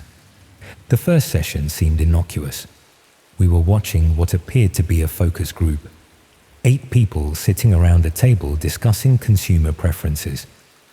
Our job was to vote on which topics the moderator should introduce next, how the discussion should be guided, what questions would be most revealing about group behavior. It felt like legitimate research, the kind of thing you might see in any market research facility across the country. The participants seemed natural, unaware they were being observed by external researchers. We made our votes through the platform interface, and the focus group moderator would adjust their questioning accordingly. After about an hour, Dr. Chen explained that the next phase would be more intensive. The subjects would be moved to individual observation rooms, where we could study their behavior in isolation. This was where the real research would begin, understanding how people behaved when they thought they were alone, versus how they acted in groups. The individual observation sessions were more uncomfortable. We were watching people in what looked like small windowless rooms, apparently unaware they were being filmed.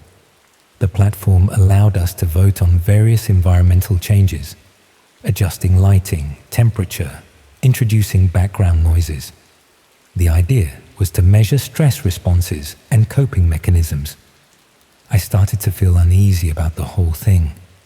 The people we were observing seemed genuinely distressed by some of the environmental changes. When we voted to increase the room temperature, we could see them becoming visibly uncomfortable. When background noise was introduced, they showed clear signs of agitation and confusion. Dr. Chen explained that this was normal for behavioral research. The subjects had consented to psychological stress testing as part of their participation agreement. What we were seeing was valuable data about human resilience and adaptation. The distress was temporary and carefully controlled to avoid lasting harm. But as the evening progressed, the scenarios became more extreme. We were voting on whether to restrict access to water, whether to introduce disturbing sounds, whether to dim the lights to near darkness. The people we were observing were showing increasing signs of panic and distress. The platform interface had evolved too.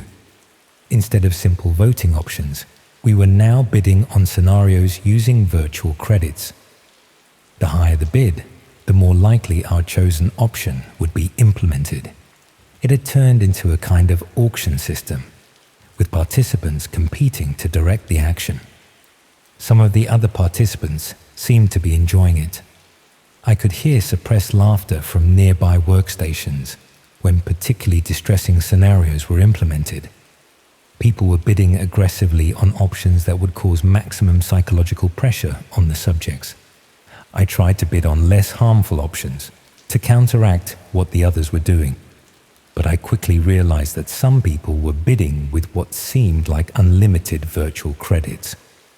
Whatever system was in place, some participants had far more influence than others. The worst part was watching the subject's deterioration. What had started as mild discomfort had escalated to genuine terror. These people were trapped in small rooms, subjected to psychological pressure that was clearly beyond anything they could have consented to. And we were the ones directing it, voting on new ways to torment them. I tried to close the laptop and leave, but Dr. Chen approached my workstation. She explained quietly that participants were required to complete the full session to receive payment. More importantly, the non-disclosure agreement I'd signed included specific penalties for early withdrawal or breach of confidentiality. The penalties were substantial. Several £1,000s in compensation for disrupted research. So I stayed. I watched as the scenarios became increasingly extreme, as the subjects were pushed beyond psychological breaking points. I made token bids on harmless options while others seemed to compete for the most creative forms of torment. By the end of the session, several of the subjects had suffered what appeared to be complete psychological breakdowns. They were catatonic, unresponsive, clearly traumatized by whatever they'd experienced in those rooms. The platform recorded our collective decisions and thanked us for our participation in the research study. Dr. Chen provided payment as promised, along with contact information for future research opportunities. She reminded us of our confidentiality obligations and the legal consequences of discussing the research with anyone outside the authorized team. I left Manchester that night feeling sick about what I'd witnessed and participated in. But I also had £500 in my account and the promise of more work if I was interested. The money was more than I made in a week at my regular job. Over the following days, I tried to research the Institute for Behavioral Studies more thoroughly. The website was still there, but when I looked more carefully, the academic papers seemed to be fake. The staff profiles used stock photos, and the university affiliations couldn't be verified. I also started to doubt whether what I'd witnessed was actually research at all. The whole setup felt more like entertainment than academic study. The bidding system, the competitive element, the focus on causing distress rather than understanding behavior, it all suggested something much darker than legitimate research. But I couldn't report it without implicating myself. I'd signed legal documents, participated willingly, even made decisions that contributed to whatever those people had suffered. Any investigation would reveal my involvement and potentially lead to the legal consequences Dr. Chen had warned about. 2 weeks later, I received another invitation. Same format, same professional presentation. But this time, the compensation was higher. £1,000 for participation. The email mentioned that I'd been selected for a premium research program based on my previous contributions. I should have deleted it immediately. Should have blocked the sender and tried to forget the whole thing had ever happened.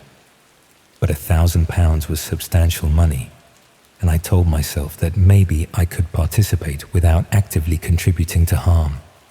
Maybe I could bid on harmless options, try to protect the subjects rather than torment them. The second session was worse, much worse. The subjects weren't just being psychologically pressured, they were being physically harmed, not severely, but deliberately and systematically. Small injuries, controlled pain, careful degradation designed to break them down completely. And the other participants were enthusiastic about it.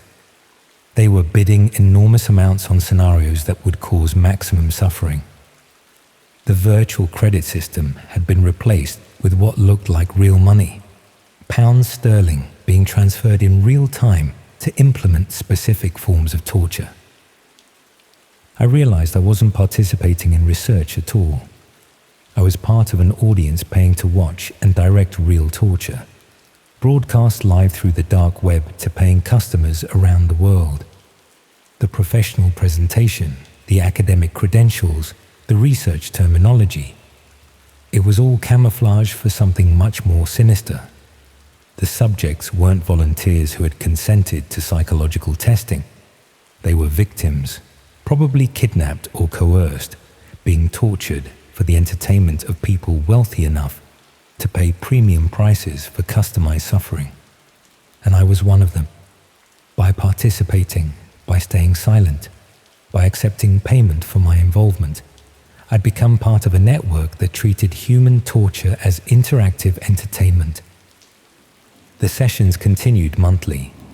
Each time, the compensation increased, and the scenarios became more extreme. I told myself I was trying to minimize harm by bidding on less severe options, but I knew I was just rationalizing my continued participation. The money was addictive. Thousands of pounds for a few hours of watching screens and clicking buttons. More than I made in months at my regular job. It let me move to a better flat, buy things I'd never been able to afford, live a lifestyle that would have been impossible on my normal salary.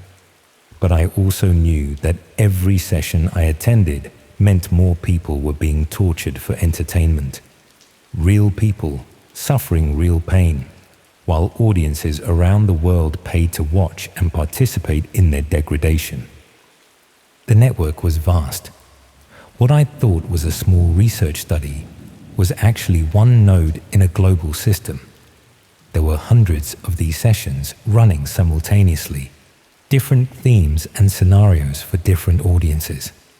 The technology allowed real-time interaction between viewers and victims, turning torture into a personalized entertainment service. The worst part was realizing how many people were involved. The sessions I attended had dozens of participants, each paying substantial amounts for the privilege of directing human suffering. Multiply that across hundreds of simultaneous sessions, and you're looking at thousands of people who treat torture as entertainment. These weren't criminals or social outcasts. They were people with professional jobs, disposable income, the technical knowledge to access dark web platforms. They were probably colleagues, neighbors, maybe even friends and family members. Normal people who had found a way to pay for something monstrous, while maintaining plausible deniability about their involvement. I still receive invitations to new sessions, premium events, exclusive content, opportunities to direct increasingly extreme scenarios. The compensation offers have reached amounts that would change my life permanently. Enough money to quit my job, buy a house, never worry about financial security again. And I'm tempted. Not because I enjoy watching people suffer, but because the money would solve every problem I have. Because it's easy to rationalize participation when the alternative is returning to financial stress and career uncertainty. The invitations come from different sources now, but they're clearly part of the same network. Academic institutions, research organizations, market research companies, all fronts for the same underlying system. They've probably identified thousands of potential participants, people with the right combination of financial need and moral flexibility to become part of their audience. The person sitting next to you at work might have attended one of these sessions last night. Your university lecturer, your doctor, your neighbor, any of them could be supplementing their income by paying to watch and direct real torture. And the victims could be anyone. People who responded to job advertisements, answered research invitations, trusted professional-looking organizations, people like me, who thought they were participating in legitimate work until it was too late to back out. The next time you see a research invitation with unusually high compensation, or a job opportunity that seems too good to be true, remember that some offers are designed to compromise you gradually, to make you complicit in something horrible through small steps and financial incentives. You might already be on their lists. They might already know exactly what compensation amount would be enough to make you consider participating. What professional presentation would convince you it was legitimate? And once you've attended one session, once you've accepted payment for your participation, you're part of the network whether you want to be or not, because they know that most people, faced with the choice between exposing themselves or staying silent, will choose to protect their own interests, just like I did.